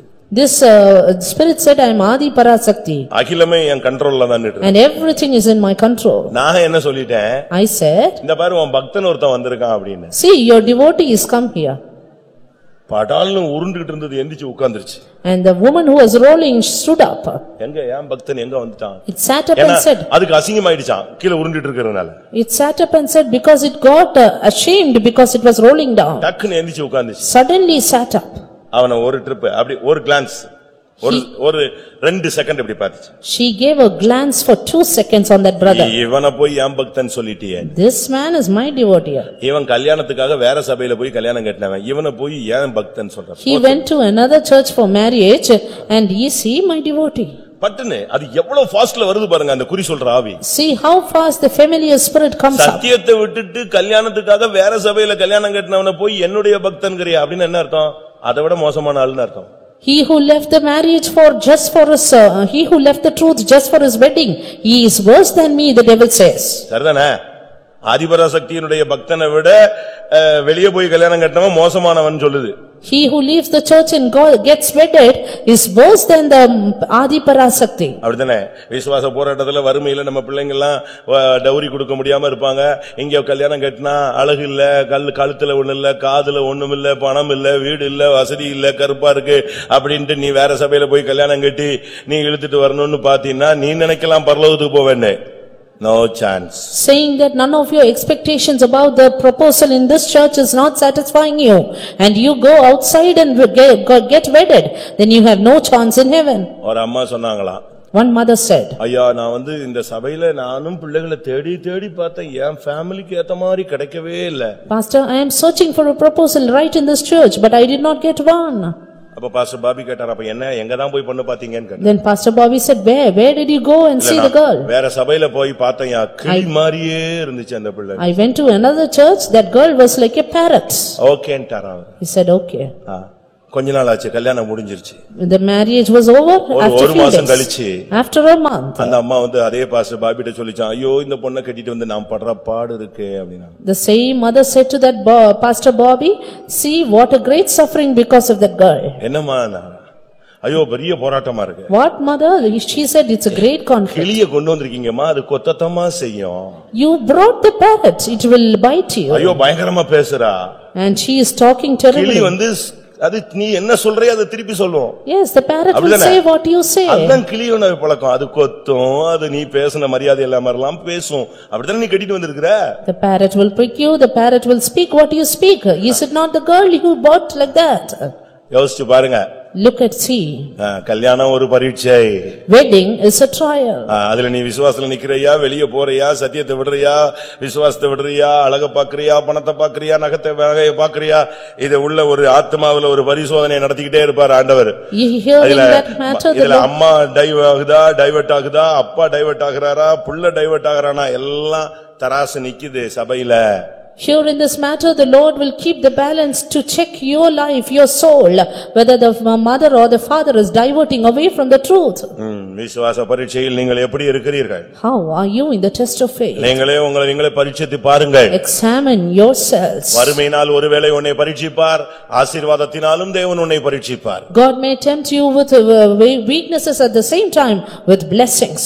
கொடுக்கிற தெய்வம் கூரையை பிச்சிட்டு கொடுப்பார். God who gives you will click off the roof and give you. அதுக்கு பிறகு நீ கோயிலுக்கு வர்றியான்னு பாப்பாரு. After that he will test whether you come to the faith home. நான் ஒரு இடத்துல ஊழியம் செஞ்சேன். I was ministering in a place. ஒரு விசுவாசி சொன்னாரு. A believer came and said, ஐயா இவனுக்கு பிசினஸ் இல்லாத இருக்கும்போது இவன் தான் கோயில்ல பாய் போடுவான். When he had no business, he used to lay the mats in the church. இப்ப பாத்தீங்களா? But now 10:30க்கு கூட்டத்துக்கு கார்ல வர்றத பாத்தீங்களா அப்படினாரு. Did you see him coming in the car at 10:30? நான் உடனே கூப்பிட்டு கேட்டேன். I called him and asked, அப்பா நீ பிசினஸ் இல்லாம ஒரு காலத்துல இருந்தேயாமே பாய் போட்டுட்டு இருந்தானே. யாரு? அந்த ஆள் சொன்னாரா? இந்த ஆள் சொன்னாரா? அப்படிதான் சொல்லுவானுங்க என்னைய பத்தி அப்படினாரு. I asked that brother, once you were laying mats without your business, and he pointed out to everyone and said, did that person and this person say? கர்த்தர் கொடுத்தும் பார்ப்பார், எடுத்தும் பார்ப்பார். God will test you giving and God will test you without giving. யோபு சொல்லுகிறார், கர்த்தர் கொடுத்தார், கர்த்தர் எடுத்தார், கர்த்தருடைய நாமத்துக்கு ஸ்தோத்திரம். That's why Job says, God has given, God has taken away, blessed be the name of the Lord. நாம் ஆராதிக்கிற இயேசு பரீட்சிக்கப்பட்டவர். But our Jesus whom we worship is one tempted. பரீட்சையில் நின்றவர். He who stood for temptation. பரீட்சையில் ஜெயித்தவர். He who overcame temptation. அவர்தான் நம்முடைய மாதிரி. He is our example. உன்னுடைய பரிசுத்தத்துக்குரிய பரீட்சையில நீ ஜெயிக்கணும். You should prevail in your test for holiness. உன்னுடைய வாலிப பிராயத்துக்கு வருகிற பரீட்சையில நீ ஜெயிக்கணும். You should overcome your trial in your young stage. உலகம் மாமிசம் பிசாசை நீ ஜெயிக்கணும். You should prevail over world, flesh and Satan. கண்களின் இச்சை மாம்சத்தின் இச்சை ஜீவனத்தின் பெருமையில ஜெயிக்கணும். You should overcome the lust of eyes and of flesh and pride of உலக life. ஆடம்பரங்களை நீ ஜெயிக்கணும். You should overcome the sumptuousness of the உன்னுடைய world. முடியை ஜெயிக்கணும். You should overcome உன்னுடைய Dress-ஐ ஜெயிக்கணும். your hair and your dressing. உன்னுடைய சிரிப்பை ஜெயிக்கணும். Even in your sleep. உன்னுடைய தூக்கத்தை ஜெயிக்கணும். You overcome your உன்னுடைய sleep. சாப்பாட்டை ஜெயிக்கணும். Overcome your food habits. உன்னுடைய அழகை நீ ஜெயிக்கணும். Overcome your beauty consciousness. எல்லாவற்றிலும் நீ ஜெயிச்சாதான் ஜெய ஜீவியம். Overcome everything, you will have an overcoming கர்த்தர் life. ஒவ்வொன்றிலும் உனக்கு ஒரு பரீட்சை வைப்பார். God has a test for you in everything. இதுவரைக்கும் உனக்கு வச்ச பரீட்சையில நீ ஜெயித்திருக்கிறாயா? Hitherto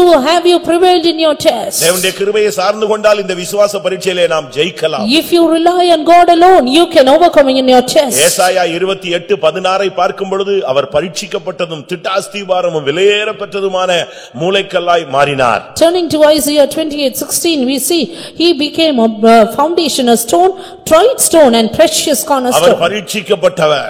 Tried stone he அந்த is. பரீட்சைகள் எல்லாம் நின்றார். He who stood in the trial. அவர்தான் நமக்கு example. He is our example. அவர்தான் நமக்கு முன்மாதிரியாக இருக்கிறார். He is our model. அந்த மாடலை தான் நம்ம பின்பற்ற வேண்டியது அவசியம். And we have to follow that example. நம்மில் எத்தனை பேர் இந்த நாட்களிலே அந்த பரீட்சிக்கப்பட்டவர் போல நாமும் பரீட்சிக்கப்பட்டு ஜெயித்திருக்கிறோம்? How many of you are being tempted and overcome even as God who was tempted? சில நேரத்துல வசனத்தை வச்சே நம்ம பரீட்சை பார்ப்போம் பிசாசு. Sometimes the devil will tempt us with the word of God. இப்படி சொல்லிருக்க.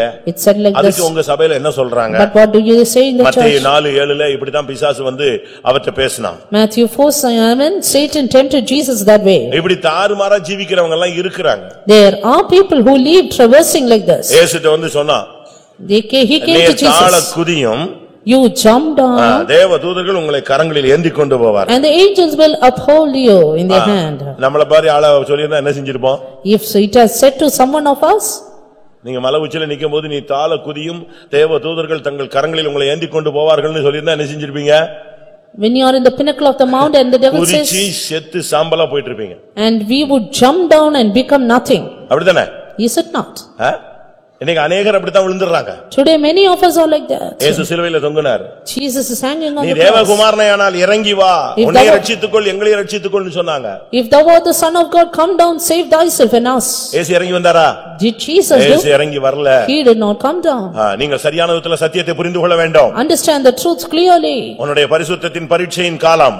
It is a time for test of your holiness. உன்னுடைய பிரதிஷ்டையின் பரீட்சையின் காலம். A time of test for your நீ consecration. அறிந்த சத்தியத்துக்குரிய ஒரு பரீட்சையின் காலம். Time of test of your truth. சத்தியத்தை கேட்கும்போது இன்ட்ரஸ்டா இருக்கும். Truth is interesting to hear. ஆனா பரீட்சை வரும்பொழுதுதான் உனக்கு வேதனை தெரியும். When trials come, the pain is seen. இதுவரை வந்த பரீட்சையில் ஜெயித்தவர்கள் பாக்கியவான்கள். Those who have prevailed in the test hitherto are blessed. ஒருவேளை நீங்கள் தடுமாறி இருந்தால் மறுபடியும் தேவனிடத்தில் கிருபையை பெற்று கடந்த காலங்களைப் போல மறுபடியும் நீங்கள் ஜெயிக்க உங்களை ஒப்புக்கொடுங்கள். If you have stumbled, then ask God for the grace and surrender yourself to overcome. இந்த மார்க்கத்துல வந்தா நீ ஸ்பீடா இருக்கணும். In this religion you have to be speedy. இந்த மார்க்கத்துல வந்த பின்பு நீ சுறுசுறுப்பா இருக்கணும். You have to be smart enough. இது அசதியாய் இருக்கிற காலம் கிடையாது. This is not the time to be slothful. தண்ணி குடிக்க சொன்னா முழங்கால போட்டு குப்புற விழுந்து அப்படியே நக்கிட்டு இருக்கிறது இல்ல.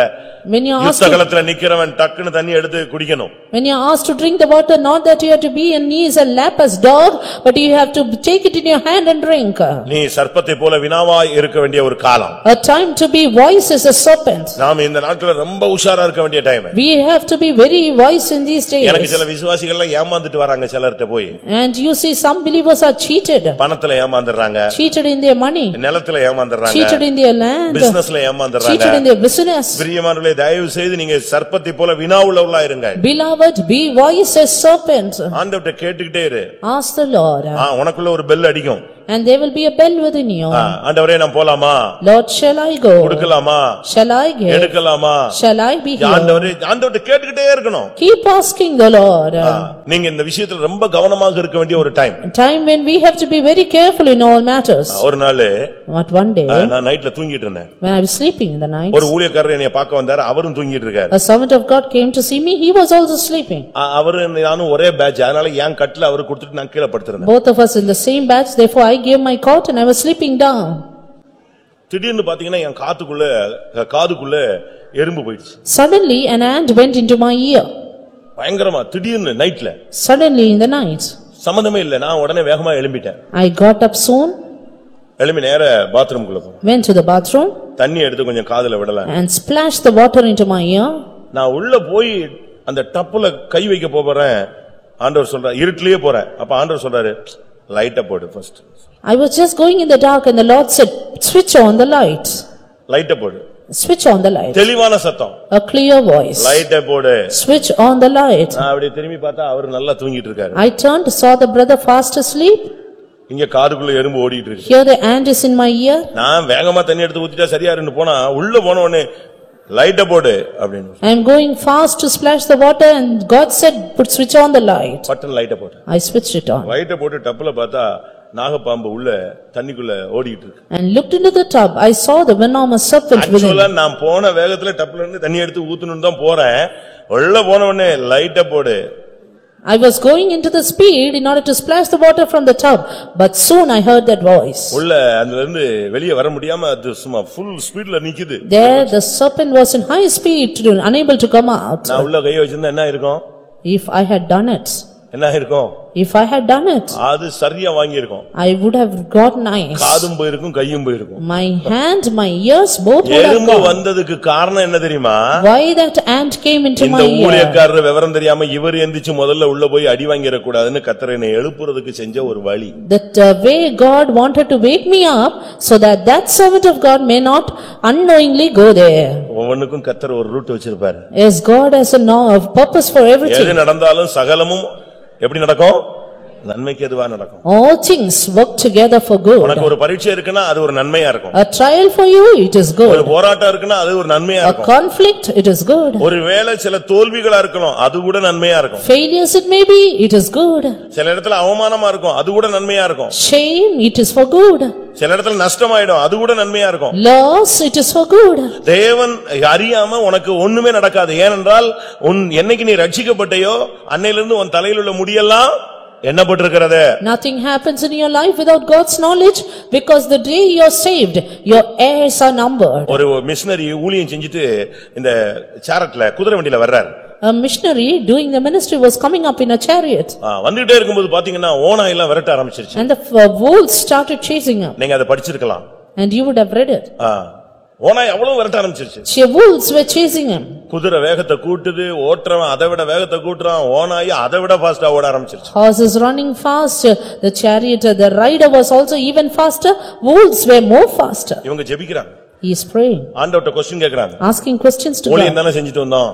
And we were doing the ministry. ஊழியம் தான செஞ்சிட்டு வந்தோம். We did the ministry. ஏன் இப்படி பிசாசு மாதிரி விரட்டுது? Why the wolves are chasing கட்டளையிடுங்க, us? அதை நிறுத்த சொல்லி கட்டளையிடுங்க. You command them to stop. என்னெல்லாமோ இவங்களும் அபிஷேகத்துல நிரம்புறாங்க, ஆவியில நிரம்புறாங்க, போ சாத்தானே என்ன சொன்னாலும் அது போக மாட்டேங்குது. அது இத விரட்டுறதுதான் குறிக்கோளா விரட்டுது. Being filled in the spirit, he was rebuking, but nothing happened. கடைசில ஒரு லிமிட்டுக்கு பிறகு வீட்டுக்கு வந்து சேர்ந்தாங்க. Finally he came and reached his house. வீட்டுக்கு வந்துட்டு திரும்பி பார்த்தா There he turned. அந்த ஓநாய் எல்லாம் அமைதியா தான் வேலை முடிஞ்சிட்டு போன மாதிரி அது வாட்டுக்கு ஃப்ரீயா போயிட்டே. The wolves were silently going off. இவங்க ஓடி வந்தாங்க வீட்டுக்குள்ள. And வீட்டுக்குள்ள ஓடி வந்தாங்க. And he came and running into the house. வந்து பார்த்தா கேஸ் லீக் ஆகி இவங்க பிள்ளைங்க எல்லாம் மூச்சு திணறல்ல லாஸ்ட் ஸ்டேஜ்ல இருந்துச்சு. Saw that the gas cylinders were leaking and his children were in the last stage. இதுக்கு தான் ஓநாய் வந்தது. It's for that the wolves came so fast. ஒன்னைய கொல்றதுக்கோ குதிரையை கொல்றதுக்கோ அல்ல. And not to chase you or the horse. சில நேரங்களில் உபத்திரவங்கள் வரும். And sometimes you may have tribulations. நான் உபத்திரவப்பட்டது நல்லது, நான் அதனால் உம்முடைய பிரமாணங்களை கற்றுக்கொள்கிறேன். But it's good that I am afflicted, by this I have learned the word. ஒவ்வொன்றையும் ஒரு லெசன் உண்டு. A lesson for you to learn in everything. Every லெசனுக்கும் ஒவ்வொரு டெஸ்ட் உண்டு. And a test for every lesson. ஒவ்வொரு லெசனுக்கும் உனக்கு ஒரு பரீட்சை தேவன் வைப்பார். And God has an examination for you in every lesson. வாலிபனா இருந்தால் அதற்குரிய பரீட்சை உண்டு. A test according to the youth. உன்னுடைய அபிஷேகம் விலையேறப்பட்டதா இருந்தா அதுக்கு ஒரு பரீட்சை உண்டு. If your anointing is precious, you have a trial. எபிரேயர் 11:37 பார்க்கும் பொழுது Looking into Hebrews 11:37. விசுவாச வீரர்கள் எல்லாரும் பரீட்சிக்கப்பட்டவர்கள். All the heroes of faith were tried. கல்லறி உண்டார்கள், வாளால் அறுப்புண்டார்கள், பரீட்சை பார்க்கப்பட்டார்கள். பரீட்சை பார்க்கப்பட்டார்கள். They were tempted. விசுவாச வீரர்கள் பரீட்சிக்கப்பட்டவர்கள். Heroes of faith were tempted. ஆண்டவர் தன்னுடைய பிள்ளைகள் பரீட்சையில தேர்ந்தவர்களை தான் அவர் எடுக்க விரும்புகிறார். God wants to take away the export of his people who are tested. சில ஸ்கூல்ல போய் பாத்தீங்கன்னா 10thல 200 மார்க் எடுத்தாலும் சேர்த்துக்குவாங்க. In some schools, even if they have 200, they will admit. அப்படிதானே? சில ஸ்கூல்ல 500க்கு இந்த 200 எடுத்த பிள்ளைகளையும் சேர்த்துக்கறாங்க. And in some schools they admit even the children who have 200 out of 500. +1க்கு சேர்த்துக்கறாங்க. They admit them for +1. ஆனா சில ஸ்கூல்ல In some schools 475 எடுத்தாதான் சேர்க்கறான். they will be admitted only if they have 475. இன்னொரு ஸ்கூல்ல எப்படின்னா தான் ஸ்கூல்லயே படிச்சிருந்தாலும் 425 எடுத்தாதான் சீட், இல்லனா வெளிய போய்டு, நீ ஒருபடியா படிக்கல. Another school, even if they are educated in the same school, only if they are above 425 they have. இந்த மார்க்கத்துல வந்த பின்பு After coming into this path, நீ 30 எடுத்தா தேர்ச்சி அடைய முடியாது. if you are 30 you cannot score. ஒரு சிலர் எல்லாம் ஜெபிப்பாங்க. And some will pray nicely. என்ன ஜெபம்? What prayer? ஆண்டவரே இந்த வசனம் 30 100 60 100மாக பலன் கொடுக்க வேண்டும். அப்ப நாமளே ஜஸ்ட் பாஸ் ஃபர்ஸ்ட் என்ன ஃபர்ஸ்ட் கிளாஸ் அதுக்கு அடுத்து சென்டம் அப்படி நாமளே 3 வேரியேஷனா பிரிச்சிரோம். And they pray saying, Lord, help us to give forth fruit 30, 60 and 100 for the word that we heard. 30 எடுத்ததும் போக முடியாது வருகையில, 60 எடுத்ததும் வருகையில போகாது, 100 எடுத்ததும் போகும். அப்ப நாமளே ஒரு சின்ன கூட்டத்தை தான் பரலோகத்துக்கு கொண்டு போறோமா? 30 and the 60 cannot be caught up to the secret coming. If does it mean that only small group of us will be caught up? மத்தேயு சொல்லுகிறார் 30 60 100 ன்னு. ஆனா லூக்கா அப்படி பேச மாட்டார். Matthew says 30, 60, 100 but not Luke. லூக்கா பேசுறது ஒரே பாயிண்ட் தான், 100க்கு 100 தான். Luke says about 100-fold. மத்தேயுல நீங்க பாருங்க, இல்ல மார்க்ல பாருங்க. Matthew and Mark. அங்கெல்லாம் நீங்க பாத்தீங்கன்னா 30 60 100மாக அவைகள் பலன் கொடுத்தது. There we see they gave forth fruits 30, 60 and 100. ஒருவேளை அந்த காலத்துக்கும் இந்த காலத்துக்கும் வித்தியாசம் நீங்க நினைக்கலாம். And you may think of the difference between these two words. நாம் அப்படிப்பட்டவர்கள் அல்ல. But we are not like that. நமக்கு 30 60 எல்லாம் வேண்டாம். We do not want 30 and 60. எடுத்தீங்களா? மத்தேயு 13:23. Matthew 13:23. நல்ல நிலத்தில் விதைக்கப்பட்டவனோ வசனத்தை கேட்கிறவனும் உணர்கிறவனுமாயிருந்து 100ஆகவும் 60ஆகவும் 30ஆகவும் பலன் தருவான் என்றார். எப்படி? இது ஜனங்களுடைய நிலவரம். This is the state of the people. 30 mark தான் எடுக்கும். Some 30 marks. அதே ஃபீஸ் தான் கட்டி இருக்காங்க. Same fees. அதே கோச்சிங் தான். Same coaching. அதே வேன் தான். Same van. அதே யூனிஃபார்ம் தான். Same uniform. எல்லாம் அதே டைம் தான். Same timing. ஆனா எடுத்தது எவ்வளவு? But how much? 30 is the score. அதே யூனிஃபார்ம், அதே சாப்பாடு, அதே எல்லா ஃபீஸ், அதே இது 60. Same uniform, same canteen and everything same 60. ஆனா அதே இதுல ஒரு குரூப் 100 எடுத்தது. But there is another group with 100. லூக்கா எழுதின சுவிசேஷம் 8ஆம் அதிகாரம் 8ஆம் வசனத்துல பார்க்கும் பொழுது Luke 8:8. சில விதை நல்ல நிலத்தில் விழுந்தது, அது முளைத்து 100ஆக பலன் கொடுத்தது. 100ஆக பலன் கொடுத்தது. Yes, one group gave 100-fold. பரீட்சையிலே 100க்கு 100 ஜெயித்தவர்கள் மாத்திரமே சியோன் எருசலேம் என்கிற ஸ்தானத்துக்கு போக முடியும். Only those who are 100-fold overcomers can go to Zion and Jerusalem. விசுவாச வீரர்கள் பரீட்சிக்கப்பட்டார்கள். Heroes of faith were tested. நீங்க எபிரேயர் 11ஆம் அதிகாரத்துல சில பெயர்கள் கொடுக்கப்பட்டதை நீங்க பார்க்கலாம். Hebrews 11 we see a list of names. தோற்றவர்கள் பெயர் கூட அங்க ஜெயித்தவர்களோடு இணைக்கப்பட்டு விட்டது. And even those who were defeated were knit along with the overcomers. சிம்சோனுடைய பெயர் அங்க இருக்கிறது. Samson's name is there. தாவீதினுடைய பெயர் இருக்கிறது. David's name is there. Samson ஒரு விதத்துல ஒரு விசை தோற்று போனவன். And he was failed at one matter. ஆனால் மறுவிசை ஜெயித்தவன். But at the other time he overcame. தாவீது ஒரு விசை தோற்று போனவன். David once failed. மறுவிசை ஜெயித்தவன். At the same time overcame in another. ஆனா இதுல ஞானியினுடைய பெயர் இல்ல. But here ஞானி, the wise is not here. யார் அவன்? சாலமோன். Solomon's name. ஏன் சாலமோனுடைய பெயர் இல்ல? Why is no Solomon's name here? அவனும் தான் 40 அதிகாரம் 30 அதிகாரம் பிரசங்கி நீதிமொழிகள் எல்லாம் அவன் பாட்டுக்கு சரளமா எழுதியிருக்கானே. He had in a free flow written this Proverbs and Ecclesiastes. அவன் ஒரு விசை தோற்றான், மறுவிசை ஜெயிக்கவில்லை. He failed once, he did not overcome the other time. ஆனால் நீதிமான் விழுந்தாலும் எழுந்திருப்பான். And even though the righteous fall, he will rise up. நம்முடைய இலக்கு 100. Our goal, target is 100. தேவனே என்னை பரீட்சித்து பாரும் என்று சொல்லுங்கள். Say to the Lord, Lord, try me. ஆண்டவர் உங்களை டெஸ்ட் பண்ணுவாரு. And God will test you. இந்த விசுவாச பரீட்சையிலே நீங்கள் நிற்க வேண்டும். You should stand in the trial of faith. பரீட்சை என்னன்னு நீங்க பின்வாங்கி விடாதீர்கள். Don't backslide in your trial. இந்த விசுவாசத்தின் பரீட்சை உங்களுக்கு பொறுமையை உண்டு பண்ணும். This your trial of faith will bring patience. நீங்கள் இந்த பரீட்சையிலும் நீங்கள் ஜெயிக்க வேண்டும். You have to overcome this trial. ஆண்டவரே நான் ஜெயிக்க வேண்டும் என்று விரும்புகிறவர்கள் கண்களை மூடுங்கள். Those who want to overcome, close your eyes. பரீட்சையில் நின்றவர்கள் 300 பேர். Those who stood for the trial were 300. 32,000 பேர் வந்தவர்கள். Those who were 32,000. ஒரு கட்டத்தில் 22,000 பேர் ஓடிவிட்டார்கள். one stage 22,000 fled away. அடுத்ததாக அந்த 300 பேரை தவிர மற்ற அனைவருமே தோற்று போனார்கள். And in the next text all failed except the 300. விசுவாச வாழ்க்கை தோற்று போகும்படியாக உனக்கு கொடுக்கப்பட்டதல்ல. Path of faith is not for your failure at all. நீ ஆராதிக்கிற இயேசு தோற்று போனவர் அல்ல. Your Jesus whom you worship is not a God of faith. அவரும் பரீட்சிக்கப்பட்டார், அவர் ஜெயித்தார். He was tempted and overcame. அவர் பரீட்சிக்கப்பட்டார், திட அஸ்திபாரமாய் மாறினார். He was tempted and became a sure foundation. அவர் பரீட்சிக்கப்பட்டார், விலையேற பெற்ற கல்லாய் மாறினார். He was tempted and became a precious stone. அருமையான சகோதரனே சகோதரியே, ஒருவேளை நீ இதுவரை வந்த விசுவாச பரிசுத்த தெய்வீகமான பரீட்சைகளில் தோற்று போயிருக்கலாம். இன்றைக்கு கர்த்தர் உன்னை ஜெயிக்க வைக்கும்படியாக உன்னோடு வசனத்தின் மூலமாய் பேசிக் கொண்டிருக்கிறார். Beloved brother sister, you may have failed in your test for holiness, faith and divine natures, but God is speaking that you might become an overcomer.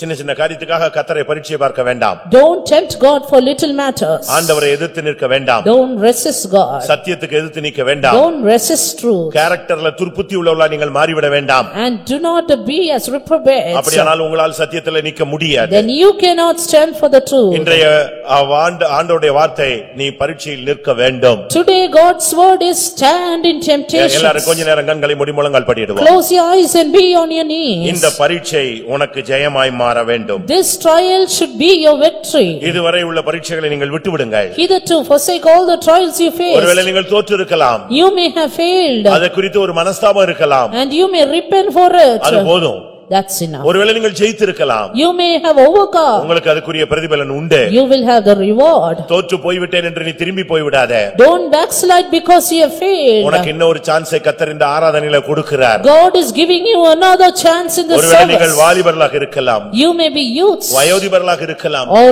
old age. ஊழியர்களாக இருக்கலாம். Servants of God. விசுவாசிகளாக இருக்கலாம். Believers may be. ஒருவேளை புதியவர்களாக இருக்கலாம். Or new souls. ஆண்டவரே, என்னுடைய விசுவாச பரீட்சையிலே நான் நிற்க என்னை ஒரு விசை பலப்படுத்தும். Lord, once more strengthen me to stand in the trial of faith. யோபு நின்றது போல என்னை நிற்க வையும். Help me stand as Job did. அவன் நின்ற பொழுது இரட்டிப்பான ஆசீர்வாதத்தை பெற்றுக்கொண்டான். And he received the blessings in the latter rain. இயேசு பரீட்சையிலே ஜெயித்த பொழுது எல்லா வானங்களுக்கும் மேலான அந்த நாமத்தை பெற்றுக்கொண்டார். When Jesus overcame, he got the name above all heavens. விசுவாச வீரர்கள் மேன்மையான ஸ்தானத்தை பெற்றுக்கொண்டார்கள். Heroes of faith had a higher standard. ஆண்டவரே, விசுவாச பரீட்சையிலே நிக்க என்னை பலப்படுத்தும். Lord, strengthen me to stand in the test of faith. எத்தனை பேருக்கு விசுவாச பரீட்சையில் நிக்கணும்னு ஆசை இருக்கு? கைகளை உயர்த்துங்க பார்க்கலாம். How many of you decide to stand in the test of faith? தோற்றத்தை பத்தியே சிந்திச்சுக்கிட்டு இருக்க வேண்டாம். Do not think of defeat. அது போனது போகட்டும். Gone is gone.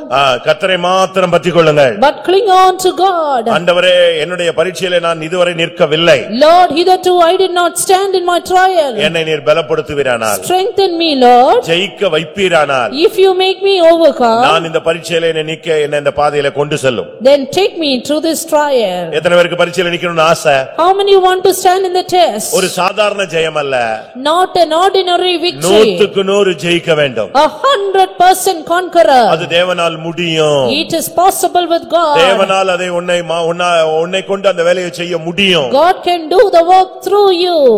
ஒரு தோல்வி அடைந்த ஒரு ஆடு மேய்த்தவனை கொண்டு வந்து ஜெயிக்க வைக்க முடியுமானால், If God can make a man who went after sheep to prevail, கழுதையை தேடி போனவனை ஜெயிக்க வைக்க முடியுமானால், a man who went after ass to prevail, இயேசுவின் இரத்தம் உன்னை ஜெயிக்க வைக்கும். blood of Jesus will make you an overcomer. அவருடைய வார்த்தை உன்னை ஜெயிக்க வைக்கும். Word of Jesus will make you an அவருடைய overcomer. வல்லமை உன்னை ஜெயிக்க His வைக்கும். power will make you an அவருடைய overcomer. அபிஷேகம் உன்னை ஜெயிக்க His வைக்கும். anointing will make you overcome. எத்தனை பேர் விசுவாசிக்கிறீங்க? How many of you believe? உன்னால முடியாது. You cannot. ஆனா இன்னைக்கு நீ விசுவாசித்தால், But today believe. உன்னை கர்த்தர் ஜெயிக்க வைப்பார். And God will make you an overcomer. எத்தனை பேர் விசுவாசிக்கிறீங்க? How many of you believe? உண்மையாய் விசுவாசிக்கிறவர்கள் கரங்களை உயர்த்துங்க பார்க்கலாம். Lift up your hands if you truly believe. ஆண்டவரே, நான் ஜெயிக்க வேண்டும். Lord, I want to overcome. விசுவாச பரீட்சையிலே நான் நிற்க வேண்டும். I should stand in the test of faith. நீர் என்னை பலப்படுத்தினால் நான் நிச்சயம் நிற்பேன், ஜெயிப்பேன். If you strengthen me, I will stand, I will overcome. எனக்கு ஒரு அபிஷேகம் தாரும். Give me an anointing. எனக்கு ஒரு பலன் தாரும். Give me your strength. எனக்கு ஒரு கிருபை தாரும். Give me your grace. எனக்கு ஒரு அபிஷேகம், ஒரு வார்த்தை தாரும். Give me a word. எனக்கு இந்த பாதையில ஒரு தரிசனம் தாரும். Give me your vision. நான் ஜெயிக்கணும். And I will overcome. விசுவாச பரீட்சையில நான் நிற்கணும். I should stand. ஆமென். கர்த்தர் இன்னைக்கு இந்த கூட்டத்துல கை உயர்த்தின ஒவ்வொருவருக்கும் உதவி செய்ய போறார். The Lord is going to help everyone who has lifted up the head. விசுவாச பரீட்சையில் நீ நிற்க போகிறாய். You are going to stand in the trial of faith. அதுக்குரிய ஒரு பலன் இப்போ வரப்போகுது. A strength is coming. எப்படி நீ தோற்றாயோ அதே இடத்துல நீ ஜெயிக்க வேண்டும். In the place where you face the defeat, you will overcome. எந்த இடத்துல நீ குற்றம் சாட்டப்பட்டாயோ அதே இடத்துல நீ உயர்த்தப்பட வேண்டும். In the place you were blamed, there you will be exalted. எந்த இடத்துல நீ தலை குனிந்தாயோ அதே இடத்தில் நீ தலை நிமிர்ந்து நடக்க வேண்டும். In the place you bend down the head, there you will lift up the head. ஆமென். ஒருவேளை நீ பட்ட அவமானம் எல்லாருக்கும் தெரிந்திருக்கலாம். ஒருவேளை நீ அடைந்த தோல்வி மற்றவர்களுக்கு பரிகாசமாய் தென்பட்டிருக்கலாம்.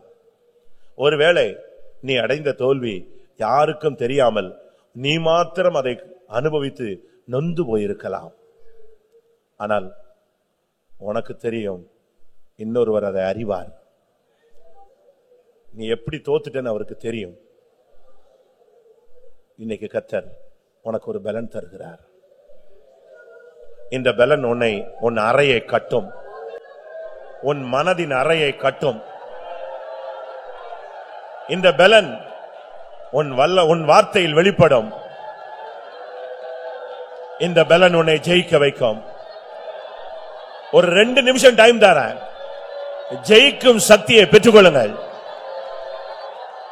நீங்க யாரா இருந்தாலும் சரி, விசுவாச பரீட்சையில ஜெயிக்கணும்னு ஆசைப்பட்டவங்க தேவ பலத்தை பெற்றுக்கொள்ளுங்கள்.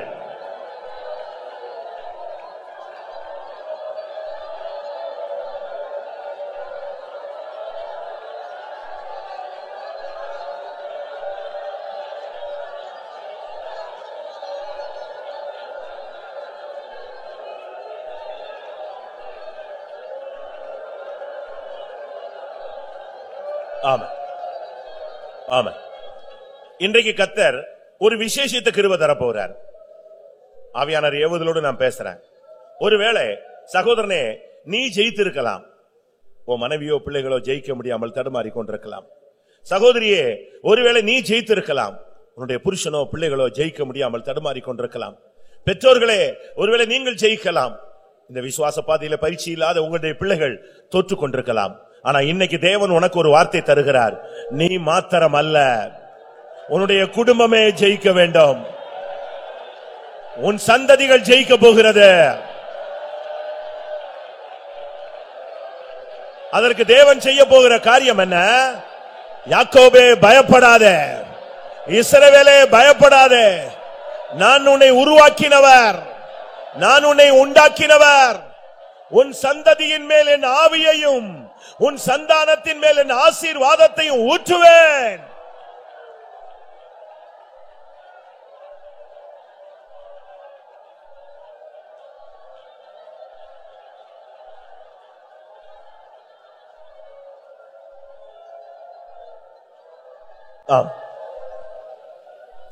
ஒரே ஒரு கேள்வி.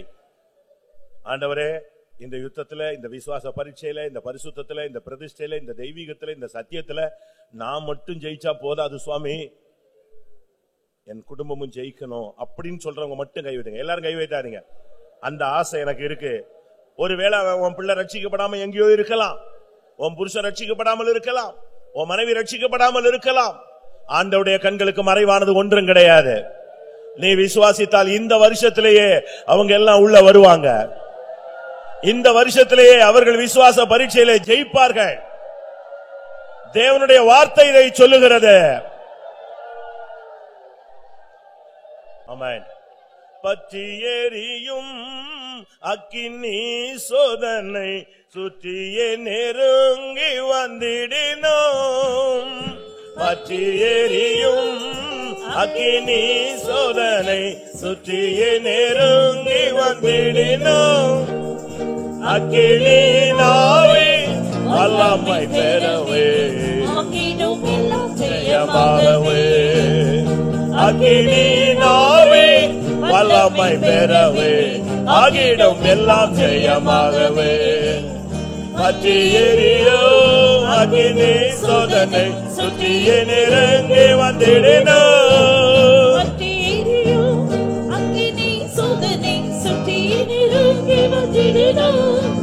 அக்கினியாவே வல்லமை பெறவே ஆகிடும் எல்லாம் ஜெயமாகவே அக்கினியாவே வல்லமை பெறவே ஆகிடும் எல்லாம் ஜெயமாகவே அக்கினியாவே வல்லமை பெறவே ஆகிடும் எல்லாம் ஜெயமாகவே அக்கினியாவே வல்லமை பெறவே ஆகிடும் எல்லாம் ஜெயமாகவே அக்கினியாவே வல்லமை பெறவே ஆகிடும் எல்லாம் ஜெயமாகவே அக்கினியாவே வல்லமை பெறவே ஆகிடும் எல்லாம் ஜெயமாகவே அக்கினியாவே வல்லமை பெறவே ஆகிடும் எல்லாம் ஜெயமாகவே அக்கினியாவே வல்லமை பெறவே ஆகிடும் எல்லாம் ஜெயமாகவே அக்கினியாவே வல்லமை பெறவே ஆகிடும் எல்லாம் ஜெயமாகவே அக்கினியாவே வல்லமை பெறவே ஆகிடும் எல்லாம் ஜெயமாகவே அக்கினியாவே வல்லமை பெறவே ஆகிடும் எல்லாம் ஜெயமாகவே அக்கினியாவே வல்லமை பெறவே ஆகிடும் எல்லாம் ஜெயமாகவே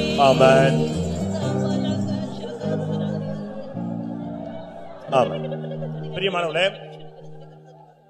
கூட்டத்தை முடிக்கிறதுக்கு எனக்கு ஆசை. ஆனா ஒரு கிஃப்ட் மாதிரி ஒரு வல்லமையை பெற்றுட்டு நீங்க போயிடுங்க. ஒரு டச்சிங், ஒரு வார்த்தை, ஒரு விஷன், ஒரு தொடுதல் போதும் எனக்கு. நீ ஜெயிச்சிருவ. என தொட்டது இயேசுவா இருக்கும். ஒரு அபிஷேகம். ஒரு நிமிஷம். பற்றி எரியும் அக்கினி சோதனை சுற்றியே நெருங்கி வந்திடணும். அக்கினியின் ஆவி வல்லமை பெறவே ஆகிடும் எல்லாம் ஜெயமா மாறிடும். நீ முழங்கால நின்னது வீணா போக கூடாது. இந்த மார்க்கத்துல வந்து நீ பண்ணின பிரதிஷ்டை வீணாய் போய்விடக் கூடாது. நீ பைபிளை எடுத்தது வீணாய் போயிடக்கூடாது. எக்காலம் தொனிக்கும் பொழுது நீ ஜெயித்தவனாய் மகுடம் சூட்டப்பட வேண்டும். பற்றி எரியும் அக்கினி சோதனை.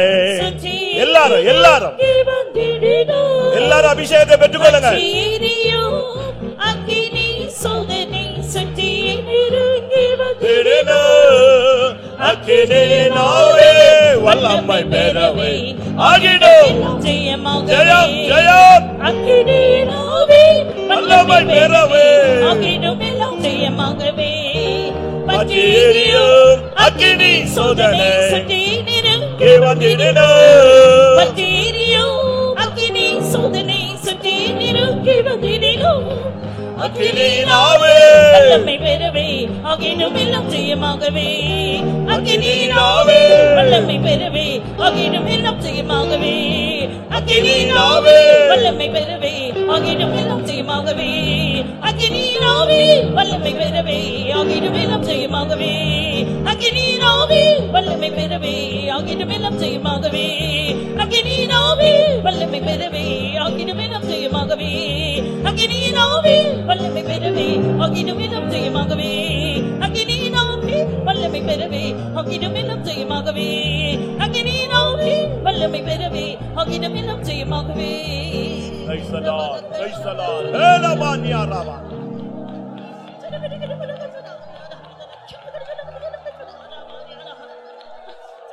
ஆமென். இந்த அபிஷேகம் உன் சிந்தையின் போராட்டங்களை ஜெயிக்க வைக்கும். இந்த அபிஷேகம் உன் மனதின் போராட்டங்களை ஜெயிக்க வைக்கும். இந்த அபிஷேகம் உன் சரீரத்தின் போராட்டங்களை ஜெயிக்க வைக்கும். இந்த அபிஷேகம் உன் விசுவாசத்தின் பலத்தை கூட்டிக் கொடுக்கும். இந்த அபிஷேகம் உன்னை பரிசுத்தவானாய் மாற்றும்.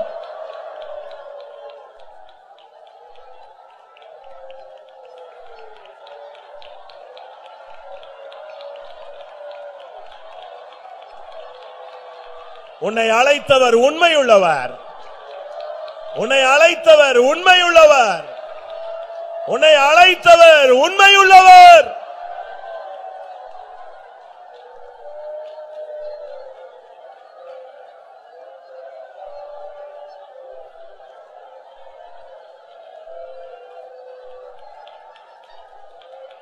ஆம். கர்த்தருடைய சமூகத்துக்காய் ஸ்தோத்திரம் பண்ணுவோம். விசுவாச பரீட்சைகளை குறித்து கர்த்தர் நம்மோடு இடைப்பட்டபடினால ஸ்தோத்திரம் பண்ணுவோம். தேவனை பரீட்சை பார்ப்பதை விட்டுவிட்டு நம்முடைய பரீட்சைகளில் நின்று ஜெயிக்க வசனம் கேட்ட எல்லாருக்கும் கர்த்தர் அருள் செய்ய முடியாது. ஸ்தோத்திரம் பண்ணுவோம். விசுவாச பரீட்சையில நின்று ஜெயித்தவர்களை சேர்க்க இயேசு வருகிறார். அதற்காய் ஸ்தோத்திரம் பண்ணுவோம். அந்த நாளுக்கென்று எல்லாரையும் தகுதிப்படுத்த முடியாது. ஸ்தோத்திரம் பண்ணுவோம். எல்லா மகிமையும் அவருக்கே செலுத்தி ஸ்தோத்திரம் பண்ணுவோம். ஜெபம். ஆண்டவரே, நல்ல பிள்ளைகளுக்கு சுவாமி இயேசுவே, நாங்கள் வந்த நேரம் முதல் இதுவரை எனக்கு தாவே உடைய சமயங்களுக்கு ஆசீர்வாதமாகவே காணப்பட்டவரே, நாங்கள் மேற்சதிக்கிறேன் தாவே. ஆண்டவரே, நீர்கள் மத்தியிலே வல்லமுள்ள கருத்தோடு கடந்து வந்தவரே சோத்திரம். ஆண்டவரே, ஒவ்வொருவரே நன்றி கத்தாவே. இன்றைக்கு நீர் ஆசீர்வதித்தவரே நாங்கள் மேற்சதிக்கிறேன் கத்தாவே. இயேசுவே, நாட்கள் பலமுள்ள சோத்திரம். கத்தாவே, நீ தந்ததான கத்தாவே, ஒவ்வொரு வார்த்தைகளுக்காக கத்தாவே நாங்கள் மேற்சதிக்கிறோம் கத்தாவே. மே சோத்திரம் கத்தாவே. இயேசுவே, சோத்திரம் கத்தாவே. சோதிக்க கத்தாவே வரும்போது கத்தாவே ஆண்டவரே, அந்த சோதனை கத்தாவே ஐயா நாங்கள் நிதாயத்தை பார்க்கவும் அதை நல்ல கிருபை கத்தாவே நீ தர வேண்டும். கெஞ்சனம் கத்தாவே, யோபு கத்தாவே, சுவாமி கத்தாவே, வந்த ஏழையில கத்தாவே அவன் ஜெயித்து பெற்றுக் கொண்டானே கத்தாவே. அன்போட கத்தாவே ஆண்டவரே, பலவிதமான சோதனைகள் வந்த கத்தாவே ஒவ்வொருத்தரையும் இருக்கும் போது கத்தாவே அந்த இடத்துல ஒவ்வொருவராயிரம் தோல்வி அடையாதபடி ஜெயத்தை பெற்றுக்கொள்ள நீர் உதவி செய்ய. இவ்வளவு நாள் வந்து போன எல்லாருமான தோல்வியிலையும் எங்களை முற்றமாய் அகற்றி போட்டி இனிமேல் கத்தாவே ஒரு ஜெயமான ஜெயம் செய்யும்படியா இந்த நாட்களை கத்தாவே உங்களுடைய கிருபை நீர் எங்களுக்கு தரத்தாடு கெஞ்சனம் கத்தாவே. மக சோத்திரம் கொண்டு வந்த ஒவ்வொரு பிள்ளைகளுக்கா சோத்திரம். வசனம் கேட்டான ஒவ்வொரு பிள்ளைகளுக்கா சோத்திரம். வசனம் கேட்டா துமாக்களை சந்திக்கணுமே. கேட்ட வசனத்தை ஒவ்வொருவரும் இந்த நாட்களை நீ தானிக்க ஆண்டவரே தங்களுடைய ஜீவத்தை சரிப்படுத்த சீர்படுத்த ஒவ்வொருவருக்கும் இந்த நாட்களுக்கு தாவே நீர் உதவி செய்யத்தான் ஜனங்க தாவே. ஐயா நீ சரிப்படுத்தவே ஆண்டவரே, எல்லா சோதனை செய்ய ஒவ்வொருவரும் தாவே ஏராளமான கிருபை கொடுக்க வேண்டுமே. மாற்றம் சோத்திர பேசுற வார்த்தைகளுக்காக சோத்திர ஆண்டவரே, அந்த வசதிப்படி ஜெயிக்க ஒவ்வொரு இந்த நாட்களை ஏராளமான கிருபை கொடுக்க வேண்டும் கெஞ்சிடும். ஆண்டவரே, நடக்க போறாங்க எல்லா கூட்டங்களையும் சுத்தியெழுப்பு கூட்டங்கள் எல்லாம் நாங்கள் கணக்கில் தருகிறோம். கூட்டங்கள் எல்லாம் நாட்களை புறப்படுத்தி நாங்களே சுத்திய தாவே இந்த நாட்கள் உதவி செய்ய ஆண்டவரே. இயேசுவே மக சோத்திரம் எங்களை முற்றமாக தாழ்த்தி பெருமையாக்கி ஒன்று நாம் சுமத்தில் படைக்கிறோம்ப்பா. இந்த வேலை நீ இருந்தாலும் கற்றோட வரணுமானா நாங்களுமே சந்திக்க முடியாத நீர் எங்களை ஆயத்தப்படுத்த இயேசுவே நாமத்தில் பிதாவே. ஆமென்.